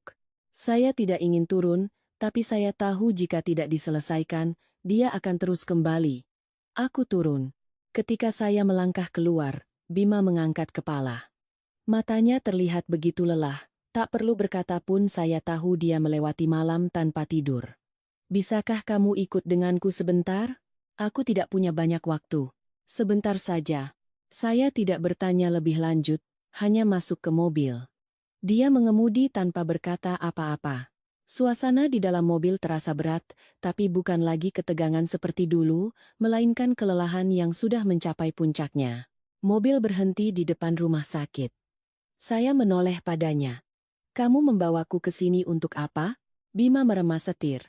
"Aku ingin kamu bertemu Bagas." Saya terdiam beberapa detik. "Tidak perlu. Aku mohon." Suaranya sangat pelan, tapi cukup untuk membuat saya sadar ini bukan lagi sebuah permintaan. Saya tidak langsung menjawab, tapi akhirnya saya tetap membuka pintu dan turun. Kami naik ke bangsal anak. Koridor masih ramai seperti biasa, tapi suasana di sini selalu terasa berat. Bima membawa saya ke sebuah kamar. Saat pintu terbuka, saya melihat Bagas terbaring di ranjang, lebih kecil dari yang saya bayangkan, kurus, kulitnya pucat, matanya terpejam. Di tangannya terpasang selang infus, di sampingnya monitor jantung berbunyi bip teratur. Saya berdiri di ambang pintu, tidak masuk. Bima mendekati ranjang, memanggil pelan, "Bagas, ayah di sini." Anak itu tidak merespons, mungkin sedang tidur atau terlalu lemah untuk membuka mata. Saya sedikit memalingkan muka, tidak ingin melihat terlalu lama. "Kamu membawaku ke sini untuk apa?" Bima tidak menoleh. "Aku ingin kamu tahu, ini bukan sekadar sebuah cerita." Saya mengerutkan kening. "Maksudmu?" Dia berbalik, matanya merah. "Kamu mungkin berpikir ini hanya akibat dari sebuah pengkhianatan, tapi bagiku, ini adalah seorang anak." Saya menatapnya, suara saya tenang. "Aku tidak pernah menyangkal itu. Kalau begitu, bisakah kamu membantuku?" Saya menggeleng. "Bima, kamu mengulang pertanyaan yang sama." "Tidak, kali ini aku tidak memintamu bicara dengan Maya." Saya menatapnya. "Lalu apa yang kamu mau?" Dia mendekat, suaranya nyaris berbisik. "Dokter bilang, jika tidak menemukan donor yang cocok dari keluarga, bisa mencari dari luar, tapi kemungkinannya sangat kecil dan waktu tidak banyak lagi." Saya tidak menjawab. "Aku sudah tes ulang, hasilnya tetap sama." Tentu saja, itu sudah dia ketahui sejak lama. Bima tersenyum getir. "Tapi aku tetap berharap ada kesalahan." Saya tidak berkata apa-apa. Dia melanjutkan, "Rania, aku tidak tahu siapa ayah kandung anak itu." Maya tidak mau bilang. Tapi aku tidak bisa hanya diam melihatnya seperti ini. Saya melirik anak itu sekali lagi. Kecil. Rapuh. Sama sekali tidak tahu apa yang telah diperbuat oleh orang-orang dewasa. "Bima," saya bertanya, "kamu ingin menyelamatkannya? Atau ingin menyelamatkan dirimu sendiri?" Pertanyaan itu membuatnya terdiam. "Aku tidak mengatakan itu untuk menyalahkanmu, tapi kamu harus bisa membedakannya." Bima menunduk, suaranya serak. "Aku tidak tahu lagi." Saya menghela napas. "Kamu memilih untuk percaya pada sesuatu yang tidak benar. Sekarang kamu harus menerima konsekuensi dari pilihanmu." "Tapi anak itu, sudah kubilang, dia tidak bersalah. Jadi kamu." Saya memotongnya. "Jangan minta bantuanku." Bima terdiam. Ruangan itu hanya diisi oleh suara mesin yang teratur. Sesaat kemudian dia berkata, "Aku sudah mencari orang itu." Saya menoleh. "Orang mana?" "Ayah kandung Bagas." Saya sedikit mengerutkan kening. "Lalu?" "Dia tidak mau mengaku."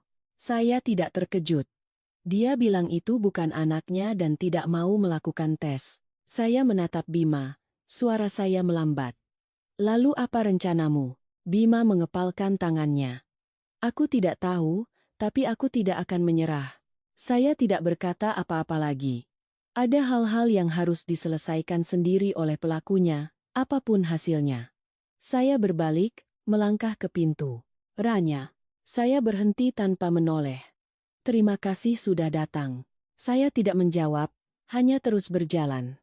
Keluar dari kamar, saya melihat Maya berdiri di ujung koridor. Dia menatap saya dengan mata lelah dan cemas. Mungkin dia tahu Bima membawaku ke sini. Saya melewatinya tanpa berhenti. "Mbak." Panggil Maya pelan di belakang saya. Saya tidak menoleh. Ada kata-kata yang tidak perlu didengar lagi. Keluar dari rumah sakit, sinar matahari terasa sedikit menyilaukan. Saya berhenti sejenak, menarik napas dalam-dalam. Cerita ini sudah berjalan terlalu jauh dari yang pernah saya bayangkan. Bukan lagi urusanku. Bukan lagi sekadar pernikahan yang hancur. Ini telah menjadi rangkaian pilihan-pilihan salah yang menumpuk hingga tidak ada lagi yang bisa benar-benar berdiri di luar.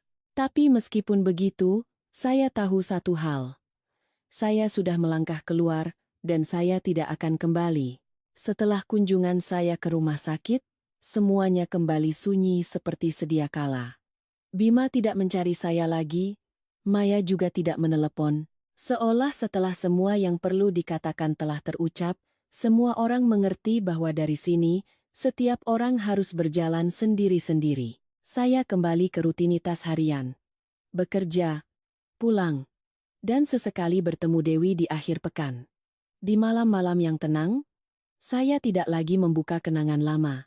Bukan karena saya lupa, tetapi karena saya tidak lagi ingin menyimpannya di hati.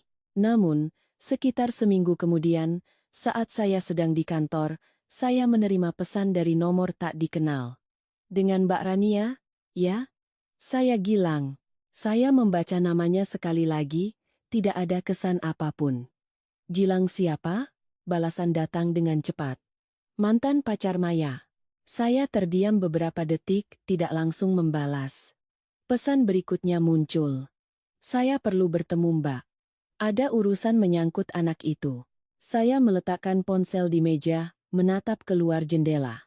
Langit hari itu cerah, matahari tidak terik, tapi hati saya terasa aneh. Seolah mata rantai terakhir akan segera tersambung. Saya membalas, "Di mana?"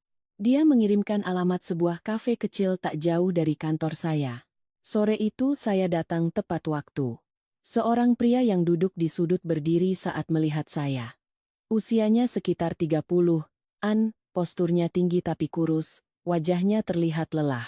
"Mbak Rania." Saya mengangguk, menarik kursi dan duduk. "Anda mencari saya untuk apa?" Dia tidak berbasa-basi, langsung ke inti masalah. "Mbak sudah tahu semuanya, kan? Anak itu bukan anak Bima." "Saya tahu." Dia menghela napas panjang. "Saya juga baru tahu." Saya menatapnya. "Jadi Anda mencari saya untuk mengkonfirmasi apa?" Dia menggeleng. "Bukan konfirmasi, tapi minta maaf." Saya sedikit mengerutkan kening. "Minta maaf pada saya? Karena kalau bukan karena saya, mungkin Mbak tidak akan mengalami semua ini." Saya terdiam sejenak lalu berkata, "Anda terlalu melebih-lebihkan peran Anda." Dia tersenyum pahit. "Mungkin, tapi faktanya begitu." Saya tidak berdebat. "Lanjutkan." Gilang menatap cangkir kopinya, suaranya melambat. "Saya dan Maya pacaran 3 tahun. Sebelum dia bertemu Bima, hubungan kami sudah bermasalah. Usaha saya bangkrut, banyak utang, sifat saya juga jadi tidak baik. Dia ingin pergi, saya tidak bisa menahannya." Dia berhenti sejenak. "Terakhir kali kami bertemu adalah sebelum kami benar-benar putus.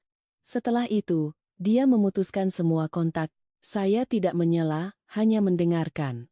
Beberapa hari yang lalu, ada yang mencari saya. Bima." Saya sedikit terkejut.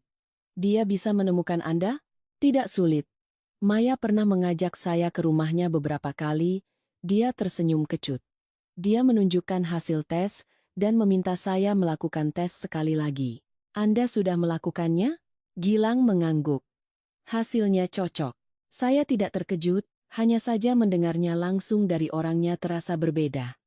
"Lalu kenapa Anda bilang tidak mau mengaku?" Gilang terdiam beberapa detik. "Karena saya tidak pantas." Saya menatapnya, menunggu penjelasan lebih lanjut. "Saya masih punya banyak utang, pekerjaan tidak menentu. Saya tidak punya kemampuan untuk membesarkan anak, apalagi menanggung biaya pengobatannya." Suaranya merendah. "Mengaku untuk apa? Supaya saya bisa menelantarkannya lagi?" Saya menghela napas. "Jadi Anda pikir tidak mengaku itu lebih baik?" Gilang tersenyum tanpa rasa senang sedikit pun. Setidaknya dia masih punya seseorang yang dipanggil ayah, meskipun itu bukan kebenaran. Saya menggeleng. "Anda menipu diri sendiri dan juga menipu anak itu." Dia terdiam. "Saya tidak peduli Anda mengaku atau tidak, tapi Anda harus paham. Ini bukan lagi soal status. Ini menyangkut nyawa seorang anak." Gilang mengepalkan tangannya. "Saya tahu. Lalu apa rencana Anda? Dia menatap saya. Sorot matanya lebih tegas dari sebelumnya. Saya akan melakukan tes resmi, mengakui sebagai ayah kandungnya. Tapi saya butuh waktu untuk apa? Untuk menata hidup saya. Setidaknya saya harus punya kemampuan untuk bertanggung jawab. Saya menatapnya, tidak menghakimi, juga tidak menasihati. Itu pilihan Anda. Gilang mengangguk. Tapi sebelum melakukan itu, saya ingin bertemu Mbak. Untuk apa? Untuk menjelaskan semuanya. Karena saya tahu, kalau bukan karena Mbak, mungkin kebenaran ini tidak akan pernah terungkap. Saya tersenyum tipis. Anda terlalu melebih-lebihkan saya. Tidak, saya hanya mengatakan yang sebenarnya. Hening sejenak. Dia berdiri, sedikit menunduk. Terima kasih, Mbak. Karena tidak diam. Saya tidak menjawab. Dia pergi lebih dulu. Saya duduk sejenak, menatap kopi yang sudah dingin. Ada orang-orang yang salah, tapi tidak sepenuhnya jahat. Mereka hanya salah memilih waktu, salah cara, dan saat menyadarinya, semua sudah terlambat. Malam itu, saat saya baru tiba di rumah, telepon kembali berdering. Kali ini dari Bima. Saya mengangkatnya. Halo. Suaranya terdengar sedikit tergesa-gesa. Rania, aku sudah bertemu Gilang. Aku tahu. Kamu tahu? Dia menemuiku sore tadi. Di seberang sana hening beberapa detik. Apa yang dia katakan? Seharusnya kamu bertanya padanya. Bima menghela napas. Dia setuju melakukan tes resmi. Tapi butuh waktu. Kalau begitu, tunggulah. Tapi dokter bilang Bagas tidak punya banyak waktu. Saya terdiam. Rania, aku tidak tahu harus berbuat apa lagi. Untuk pertama kalinya, suaranya terdengar seperti orang yang benar-benar kehilangan arah. Saya berkata perlahan, Bima, ada hal-hal yang tidak bisa diputuskan oleh orang lain untukmu. Pilihlah yang paling sedikit salahnya. Di seberang sana tidak ada jawaban langsung. Sesaat kemudian, dia berkata, terima kasih, Rania. Saya menutup telepon, meletakkannya di meja. Di luar, malam telah tiba, kota menyala, cahaya terhampar di sepanjang jalan.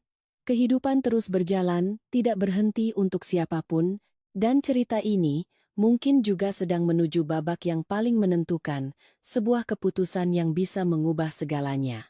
Setelah pertemuan dengan Gilang dan telepon dari Bima malam itu, saya mengerti bahwa segalanya telah sampai pada titik yang tidak bisa ditunda lagi. Tidak ada lagi basa-basi, tidak ada lagi penghindaran atau upaya menjaga martabat. Semua telah terdorong ke tepi jurang kebenaran, di mana setiap orang dipaksa untuk memilih. Beberapa hari berikutnya, saya tidak secara aktif menanyakan apapun. Saya tetap bekerja, menjalani hidup seperti biasa. Tapi di dalam hati, saya tahu di pihak Bima, segalanya pasti sedang kusut. Hingga pada sore hari ketiga, saat saya baru saja pulang kerja, telepon kembali berdering. Kali ini bukan Bima, melainkan nomor yang lebih akrab. Mantan ibu mertua. Saya menatap layar cukup lama sebelum mengangkatnya. Halo. Suara Ibu Ratna tidak lagi bernada tinggi, melainkan berat dan terdengar lelah. Rania, kamu ada waktu. Ibu mau bertemu. Saya sedikit heran. Ada apa ya, Bu? Ibu mau bicara. Masalah ini, hanya kamu yang mengerti. Saya terdiam beberapa detik lalu bertanya. Di mana? Kedai teh dekat rumahmu. Ibu sudah di sini. Saya tidak menolak. Ketika saya tiba, beliau sudah duduk di sudut yang akrab. Beliau terlihat jauh lebih tua, rambutnya semakin banyak yang memutih, wajahnya tidak lagi setajam dulu. Melihat saya, beliau berdiri lalu duduk kembali, seolah bingung harus mulai dari mana. Saya menarik kursi dan duduk di hadapannya. Ibu memanggil saya ada apa? Beliau menatap saya, matanya terlihat canggung, lalu perlahan berkata, soal Bima, kamu sudah tahu semuanya, kan? Saya tidak menghindar. Iya, Bu. Saya tahu. Beliau menghela napas, tangannya menggenggam cangkir teh dengan erat. Ibu tidak menyangka semuanya jadi begini. Saya tidak berkata apa-apa. Ibu sudah bertanya pada Maya, dia mengaku semuanya. Suara beliau sedikit bergetar. Dia bilang anak itu anak orang lain. Saya menatapnya tanpa emosi khusus. Iya. Beliau mengangkat kepala, matanya merah. Kamu tahu bagaimana perasaan ibu saat itu? Rasanya seperti dibohongi bertahun-tahun. Saya sedikit mengerutkan kening. Lalu bagaimana dengan saya? Bu, Ibu Ratna terdiam. Pertanyaan saya tidak keras, tapi cukup untuk membuatnya tidak bisa menghindar.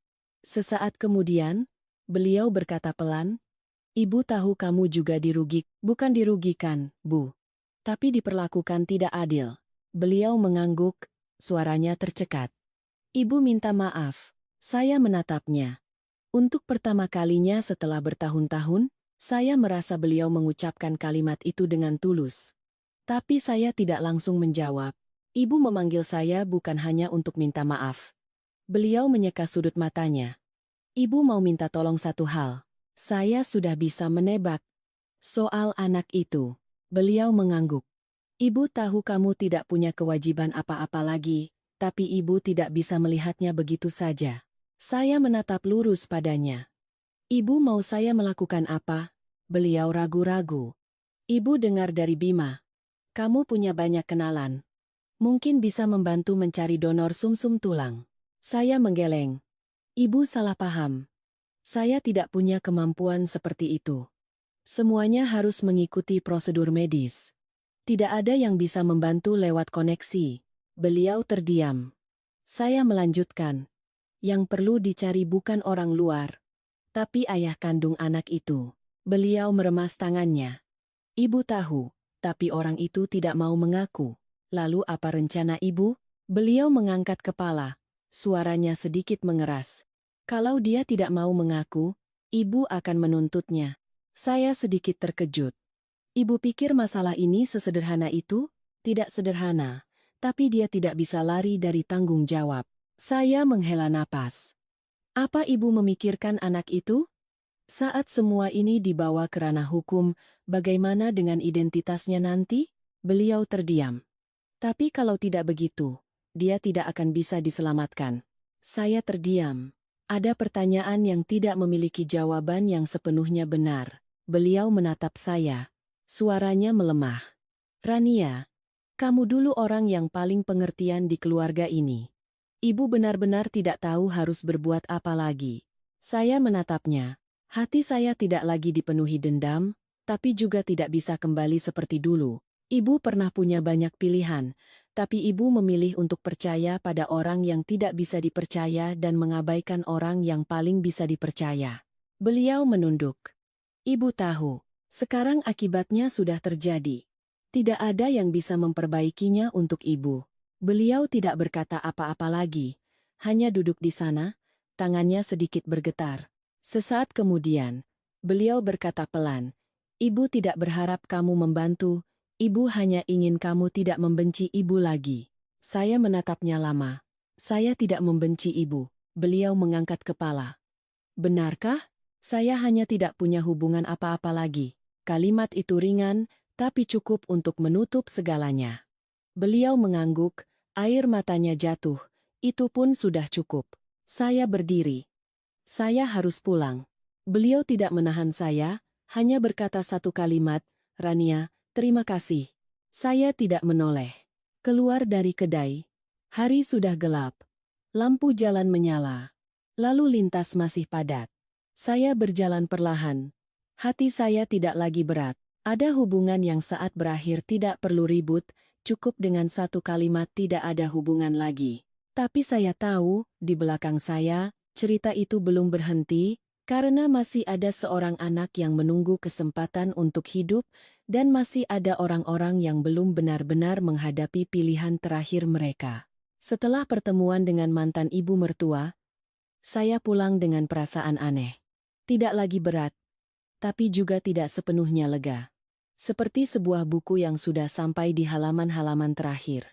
Pembaca tidak lagi tegang, tapi tahu masih ada akhir yang menunggu. Saya pikir dari sini semuanya akan perlahan selesai. Namun keesokan paginya, saat saya baru tiba di kantor, Dewi sudah menarik saya ke sudut, suaranya pelan. Rania, kamu sudah dengar beritanya? Saya meletakkan tas. Berita apa? Dewi menatap saya dengan serius. Gilang. Dia sudah mengaku. Tangan saya berhenti. Mengaku apa? Mengaku sebagai ayah kandung anak itu. Dia baru saja melakukan tes resmi. Saya terdiam beberapa detik. Lalu, Dewi menghela napas. Belum selesai. Ini baru permulaan. Saya tidak bertanya lebih lanjut, tapi di dalam hati saya paham. Ketika kebenaran sudah terkonfirmasi dengan dokumen, tidak ada lagi jalan untuk kembali. Sore itu saat saya sedang bekerja, Bima menelepon. Saya mengangkatnya dengan tenang. Halo, di seberang sana hening beberapa detik, lalu dia berkata, Rania, semuanya sudah jelas. Iya, Gilang sudah menandatangani pengakuan. Hasil tesnya cocok 100%. Saya tidak terkejut. Baguslah. Suara Bima memberat. Tidak sebagus yang kamu kira. Saya sedikit mengerutkan kening. Maksudmu? Dia menghela napas. Dia mengaku, tapi dia tidak mau mendonorkan sumsum tulangnya. Tangan saya sedikit menegang. Kenapa? Mereka sudah tes. Tidak cocok. Saya terdiam. Sebuah kemungkinan yang dikira jalan keluar, ternyata adalah jalan buntu. Jadi sekarang, Bima tertawa getir. Sekarang hampir tidak ada cara lain. Suaranya serak. Dokter bilang, kalau tidak menemukan donor yang cocok dalam beberapa minggu ke depan, akan sangat sulit untuk mempertahankannya. Saya tidak berkata apa-apa. Di seberang sana, Bima melanjutkan, aku sudah mendaftar ke Bank Sumsum Tulang Internasional, tapi kemungkinan menemukan yang cocok sangat kecil. Saya memejamkan mata sejenak. Dia sudah melakukan semua yang dia bisa, tapi tetap tidak cukup. Keheningan panjang menyelimuti kami. Saya bertanya perlahan, bagaimana keadaan Maya? Bima terdiam cukup lama. Dia hampir hancur. Dia yang menyebabkan ini, dia harus menanggungnya. Aku tahu, suara Bima merendah. Tapi melihat dia dan melihat anak itu, aku tidak bisa lagi membedakan mana yang benar dan salah. Saya mengerti.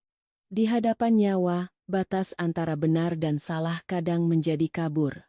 Rania, iya, aku ingin bertemu denganmu sekali lagi. Saya terdiam beberapa detik. Untuk apa? Ada yang ingin aku katakan langsung. Saya tidak bertanya lebih lanjut. Di mana? Kafe yang dulu. Malam ini. Saya setuju. Malam itu saya datang tepat waktu. Bima sudah duduk di sana. Di hadapannya secangkir kopi yang belum tersentuh. Dia melihat saya masuk. Tatapannya tidak lagi menunjukkan pergulatan seperti sebelumnya, melainkan sebuah ketenangan yang aneh. Saya duduk. Bicaralah. Bima menatap saya cukup lama, lalu perlahan berkata, aku sudah banyak berpikir. Saya tidak menyela. Dulu aku pikir, asal menemukan ayah kandung anak itu, semuanya akan ada jalan keluar. Dia tersenyum tipis. Tapi ternyata tidak. Saya menatapnya. Lalu apa rencanamu? Bima mengangkat kepala, suaranya lebih jelas. Aku akan mendonorkan sumsum tulangku. Saya tertegun. Kamu bukan ayah kandungnya. Aku tahu, lalu bagaimana bisa? Dokter bilang. Meskipun bukan ayah kandung, masih ada kemungkinan cocok, meskipun sangat kecil, tapi bukan tidak mungkin. Saya menatapnya. Untuk pertama kalinya dalam percakapan ini, saya merasa dia benar-benar sadar. Kamu sudah tes ulang. Bima mengangguk. Hasil awal menunjukkan ada kemungkinan. Saya tidak berkata apa-apa. Dia melanjutkan. Jika dilakukan tes lebih lanjut, bisa dipastikan. Tapi apapun hasilnya, aku akan mencoba. Saya bertanya perlahan, kenapa? Bima menatap saya tanpa menghindar. Karena aku sudah memanggilnya anak selama beberapa tahun. Saya terdiam. Apapun kebenarannya, perasaan itu nyata. Suaranya merendah. Aku tidak bisa meninggalkannya sekarang. Saya menatapnya sangat lama. Dan Maya? Bima tersenyum kecut. Dia tidak punya hak untuk memutuskan masalah ini lagi. Kamu masih bersamanya? Tidak. Saya sedikit terkejut. Aku sudah pindah. Untuk sementara tinggal di dekat rumah sakit. Saya mengangguk. Itu masuk akal. Rania. Panggilnya. Suaranya lebih lembut. Aku tidak berharap kamu kembali. Aku juga tidak berani.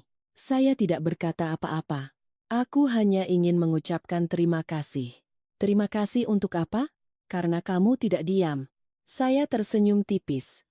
Kalau aku diam, kamu akan terus hidup dalam kebohongan. Benar, tapi setidaknya aku tidak harus menghadapi ini. Bima menggeleng. Bukan tidak menghadapi, hanya menundanya. Saya tidak membantah. Sesaat kemudian dia berkata, jika semua ini tidak terjadi, mungkin aku tidak akan pernah sadar di mana kesalahanku. Saya menatapnya. Sudah sadar, untuk apa? Bima terdiam, lalu menjawab, supaya tidak salah lagi. Saya tidak berkata apa-apa lagi. Ada jawaban yang tidak perlu dinilai benar atau salahnya. Percakapan berakhir dalam keheningan. Tidak ada lagi permintaan maaf, tidak ada lagi usaha untuk menahan. Hanya dua orang yang pernah melewati sebagian hidup bersama, lalu berhenti. Saat saya berdiri untuk pulang, Bima memanggil, Rania. Saya menoleh. Jika suatu hari nanti semua ini berakhir, aku harap kamu akan hidup dengan sangat baik. Saya mengangguk. Kamu juga. Saya pergi. Melangkah keluar tanpa menoleh ke belakang. Malam itu, saya berjalan kaki cukup jauh sebelum pulang. Bukan karena sedih, tapi karena saya ingin merasakan lebih dalam kelegaan di hati saya. Cerita ini akhirnya menuju sebuah akhir. Akhir yang tidak diinginkan siapapun, tapi tak terhindarkan. Dan kali ini, tidak ada lagi yang bisa lari. Beberapa hari berikutnya, hidup saya berjalan dengan sangat teratur. Tidak ada lagi telepon yang mendesak, tidak ada lagi pesan yang membuat hati sesak. Segalanya seolah kembali ke tempatnya, tenang tapi tidak sepenuhnya acuh.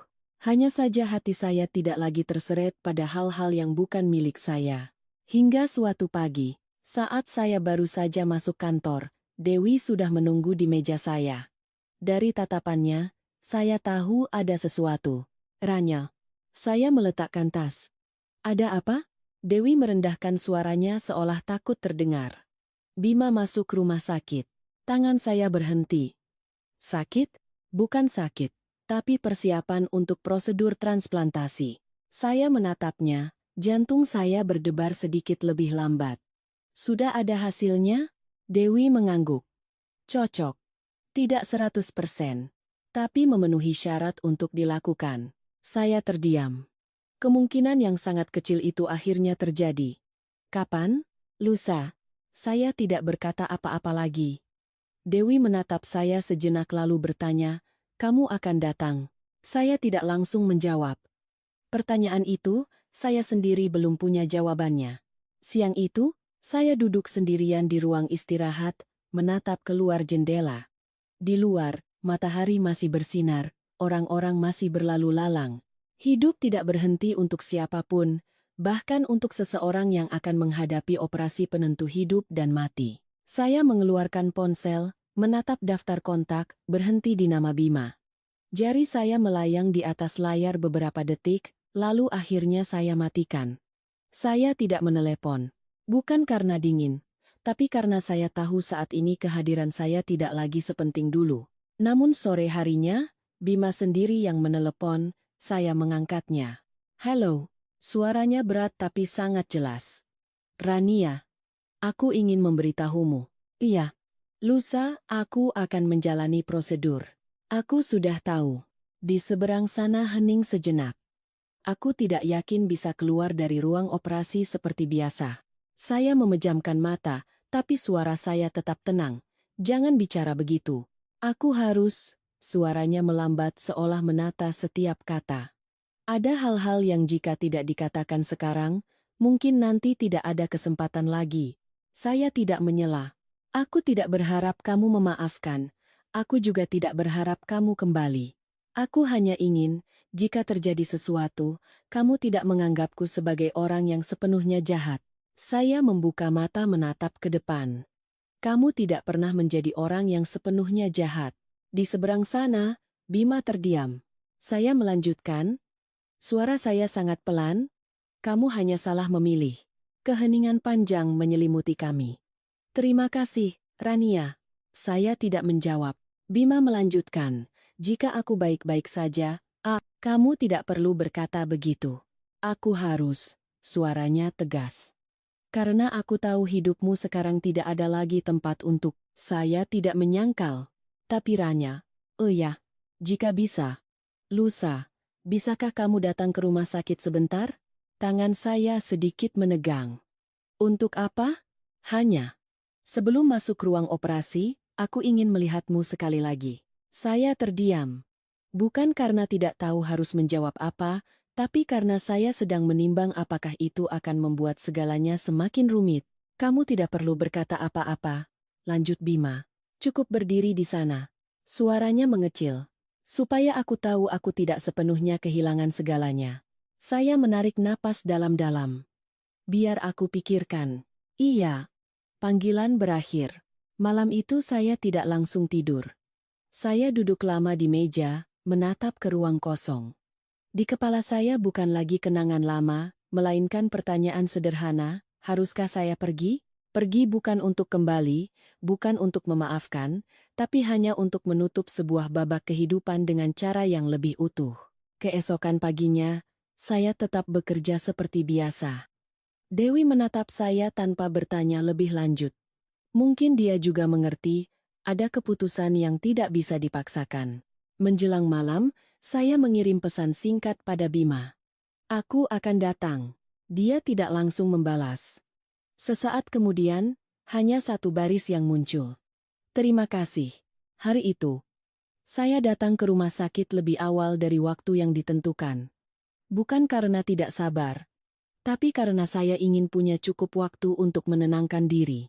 Koridor rumah sakit masih seperti biasa, bau desinfektan, suara langkah kaki, obrolan pelan. Di tempat ini, setiap orang membawa ceritanya masing-masing, tapi tidak ada yang punya waktu untuk mendengarkan cerita orang lain. Saya berdiri di luar kamar Bima beberapa menit sebelum masuk. Pintu terbuka. Dia sedang duduk di ranjang dengan pakaian pasien, wajahnya agak pucat tapi matanya sangat sadar. Saat melihat saya, dia sedikit tertegun lalu tersenyum. Kamu datang. Saya mengangguk. Iya, di dalam kamar ada Maya. Dia duduk di sudut, matanya merah, wajahnya kuyu. Melihat saya, dia berdiri dengan canggung. Mbak, saya tidak menjawab. Hanya meliriknya sekilas lalu mengalihkan pandangan. Tidak perlu berkata apa-apa, semuanya sudah jelas, kata Bima. Maya, bisakah kamu keluar sebentar? Dia ragu beberapa detik, lalu mengangguk. Iya. Ketika pintu tertutup, ruangan menjadi sunyi. Saya berdiri agak jauh dari ranjang, tidak mendekat. Bima menatap saya, suaranya pelan. Aku tidak menyangka kamu akan benar-benar datang. Aku sudah bilang akan datang. Dia tersenyum tipis. Iya. Sesaat kemudian dia bertanya, kamu baik-baik saja? Baik, pekerjaan masih sama. Kami berbicara hal-hal yang sangat biasa, seperti dua kenalan lama yang kebetulan bertemu. Tidak ada yang mengungkit masa lalu, tidak ada yang mencoba menggali lebih dalam. Tiba-tiba Bima berkata, aku takut. Saya menatapnya. Takut? Dia menggeleng. Bukan takut sakit, tapi takut tidak bangun lagi. Aku tahu, tapi jika tidak melakukannya, kamu akan menyesal. Suaranya lebih mantap. Setidaknya aku ingin melakukan satu hal yang benar. Saya menatapnya. Untuk pertama kalinya dalam semua yang telah terjadi, saya melihatnya benar-benar dewasa. Kamu sudah melakukannya, apapun hasilnya. Bima mengangguk. Terima kasih sudah mengatakan itu. Sesaat kemudian, seorang perawat masuk, memberitahu bahwa persiapan akan dimulai. Bima menatap saya. Aku pergi, ya. Saya mengangguk. Iya. Dia ragu sejenak lalu berkata, Rania, semoga kamu bahagia. Saya menatapnya, suara saya tenang. Kamu juga. Itulah kalimat terakhir di antara kami. Saat ranjangnya didorong keluar, saya berdiri diam di tempat, tidak mengikuti. Bukan karena tidak peduli, tapi karena saya tahu jalan yang tersisa harus dia tempuh sendiri. Saya meninggalkan rumah sakit saat hari sudah gelap. Di luar, lampu jalan sudah menyala, lalu lintas masih padat. Semuanya masih sama, hanya satu hal yang telah berubah. Saya sudah benar-benar melepaskan. Tidak ada lagi dendam, tidak ada lagi penyesalan. Hanya perasaan yang sangat ringan, seperti meletakkan beban yang telah dibawa terlalu lama. Cerita ini akhirnya hampir berakhir, dan kali ini bukan akhir dari sebuah hubungan, melainkan akhir dari belenggu di dalam hati. 3 hari setelah operasi, saya baru kembali ke rumah sakit. Bukan karena saya lupa, tetapi karena saya tahu 3 hari pertama adalah masa kritis, saat di mana keluarga dan orang terdekatnya paling dibutuhkan. Kehadiran saya saat itu bukanlah hal yang perlu. Pagi itu, langit tidak terik seperti hari-hari sebelumnya, udaranya sedikit lebih sejuk. Saya berdiri di depan gerbang rumah sakit sejenak sebelum melangkah masuk. Segalanya masih sama, tidak ada yang berubah, hanya hati manusia yang telah berbeda setelah melewati semua itu. Saya bertanya pada perawat lalu langsung menuju ruang perawatan. Bima sudah dipindahkan ke kamar biasa. Ketika saya mendorong pintu, hal pertama yang saya lihat adalah Maya yang sedang duduk di samping ranjang, kepalanya tertunduk, kedua tangannya menggenggam erat tangan Bima. Wajahnya kuyu, jelas sekali dia sudah begadang berhari-hari. Bima terbaring di sana, wajahnya masih pucat, tapi napasnya sudah teratur. Di tangannya masih terpasang selang infus, di sampingnya monitor masih berbunyi bip teratur. Mendengar suara pintu, Maya mengangkat kepala. Saat melihat saya, dia sedikit tertegun lalu berdiri. "Mbak." Suaranya kecil, tidak lagi tajam seperti dulu. Saya mengangguk. "Bagaimana keadaannya?" Maya menatap Bima lalu menjawab, "Operasinya berhasil. Dokter bilang masih harus dipantau, tapi dia sudah melewati masa kritis." Saya menghela napas lega, perasaan ringan menyebar di hati. Bukan karena cinta lama kembali, tapi karena sebuah nyawa telah melewati batas tipis antara hidup dan mati. "Baguslah." Maya terdiam sejenak lalu tiba-tiba berkata, "Saya minta maaf, Mbak." Saya menatapnya. "Untuk apa?" Dia menunduk lebih dalam. "Semua yang terjadi adalah salah saya." Saya tidak langsung menjawab. Bukan karena tidak mau, tapi karena permintaan maaf ini datang terlalu terlambat untuk mengubah apapun. "Tidak perlu," kata saya dengan tenang. "Tidak semua masalah bisa diselesaikan dengan permintaan maaf." Maya menggigit bibirnya, matanya memerah. "Saya tahu, tapi saya tetap harus mengatakannya." Dia menarik napas dalam-dalam. Saat dia terbaring di ruang operasi, saya baru mengerti apa yang telah saya lakukan. Saya menatapnya tanpa emosi yang jelas. Dulu saya pikir, asalkan punya dia sudah cukup. Tapi saat berdiri di luar ruang operasi, saya baru sadar saya tidak pernah berpikir akan kehilangannya. Suaranya bergetar. "Saya tidak punya hak, tapi saya tetap egois." Saya memalingkan pandangan. "Kamu mengatakan ini bukan untukku." Maya terdiam. "Kamu harus mengatakannya pada dirimu sendiri." Dia tidak menjawab, hanya mengangguk pelan. Sesaat kemudian, Maya berkata, "Mbak." Dia memanggil nama Mbak sebelum masuk ruang operasi. Saya tidak terkejut. "Iya." Dia tidak memanggilku. Kalimat itu lebih terdengar seperti pengakuan daripada keluhan. Saya menatap Bima. Suara saya melambat. Ada hal-hal yang tidak bisa digantikan begitu saja. Maya tidak berkata apa-apa lagi. Dia berdiri di sana sejenak lalu berkata pelan, "Saya keluar sebentar." Saya tidak menahannya. Ketika pintu tertutup, ruangan itu hanya menyisakan saya dan Bima. Saya menarik kursi, duduk di samping ranjang, tapi tetap menjaga jarak. Dia masih belum sadar, wajah yang pernah begitu akrab, yang pernah menjadi tempat saya menaruh seluruh kepercayaan, kini terasa begitu asing. Saya duduk di sana tanpa berkata apa-apa, hanya memandanginya. Sesaat kemudian, tangannya bergerak pelan, kelopak matanya bergetar, lalu terbuka. Dia menatap langit-langit beberapa detik, seolah mengumpulkan kesadaran, lalu perlahan menoleh ke arah saya. Saat melihat saya, matanya terlihat sedikit terkejut. "Rania." Suaranya lemah tapi jelas. Saya mengangguk. "Iya." Dia menatap saya sangat lama, seolah memastikan dia tidak salah lihat. "Aku masih hidup?" Saya tersenyum tipis. "Masih."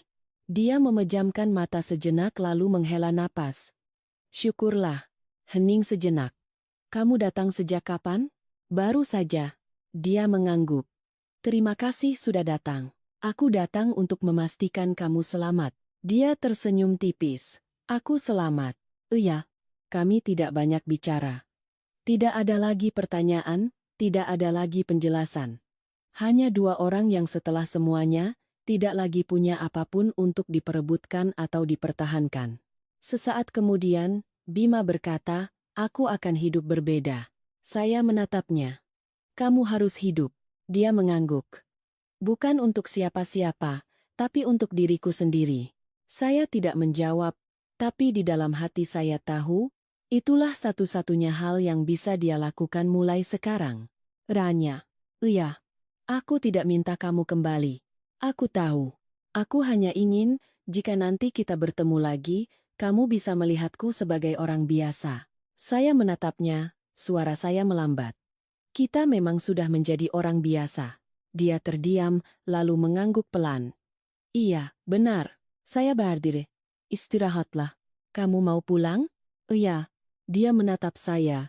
Matanya tidak lagi menahan, hanya ada sedikit rasa terima kasih. Ranya. Iya. Terima kasih karena pernah ada untukku. Saya tidak menoleh. Jaga dirimu baik-baik. Itulah kalimat terakhir yang saya ucapkan. Saat melangkah keluar, saya melihat Maya berdiri di ujung koridor. Dia menatap saya, matanya tidak lagi menantang, hanya tersisa kelelahan dan penerimaan. Kami berpapasan tanpa berkata apa-apa. Ada hubungan yang berakhir dalam diam. Dan itu adalah cara yang paling tepat. Saya meninggalkan rumah sakit, melangkah keluar ke tempat di mana sinar matahari sudah tinggi, dan kehidupan di depan masih sangat panjang.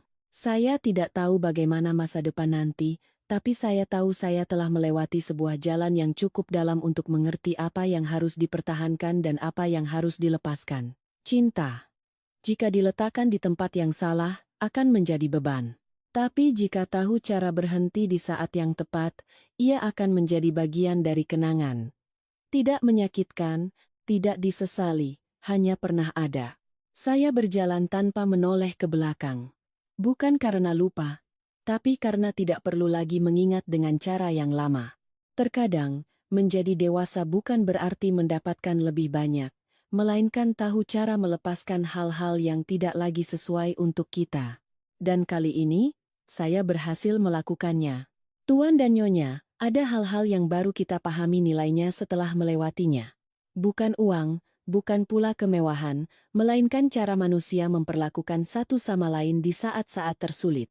Sebuah rumah tangga, pada akhirnya, tidak dipertahankan oleh janji, melainkan oleh ketulusan setiap hari. Sebuah hubungan juga tidak bertahan karena emosi sesaat, melainkan karena cara orang saling memikirkan, tahu cara berhenti sebelum memilih jalan yang salah. Dalam hidup, semua orang pernah tersesat. Ada yang bisa kembali tepat waktu, ada yang berjalan terlalu jauh baru menyadarinya.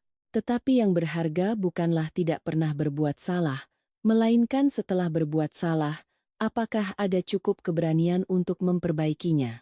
Orang yang tahu cara mengakui kesalahan, tahu cara hidup dengan baik kembali, meskipun terlambat, masih punya kesempatan untuk mempertahankan sisi kemanusiaannya.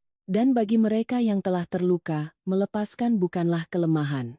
Melepaskan adalah untuk meringankan hati, agar tidak membelenggu diri pada hal-hal yang tidak lagi pantas. Menjaga kebaikan di dalam hati adalah hal tersulit, tetapi juga yang paling berharga.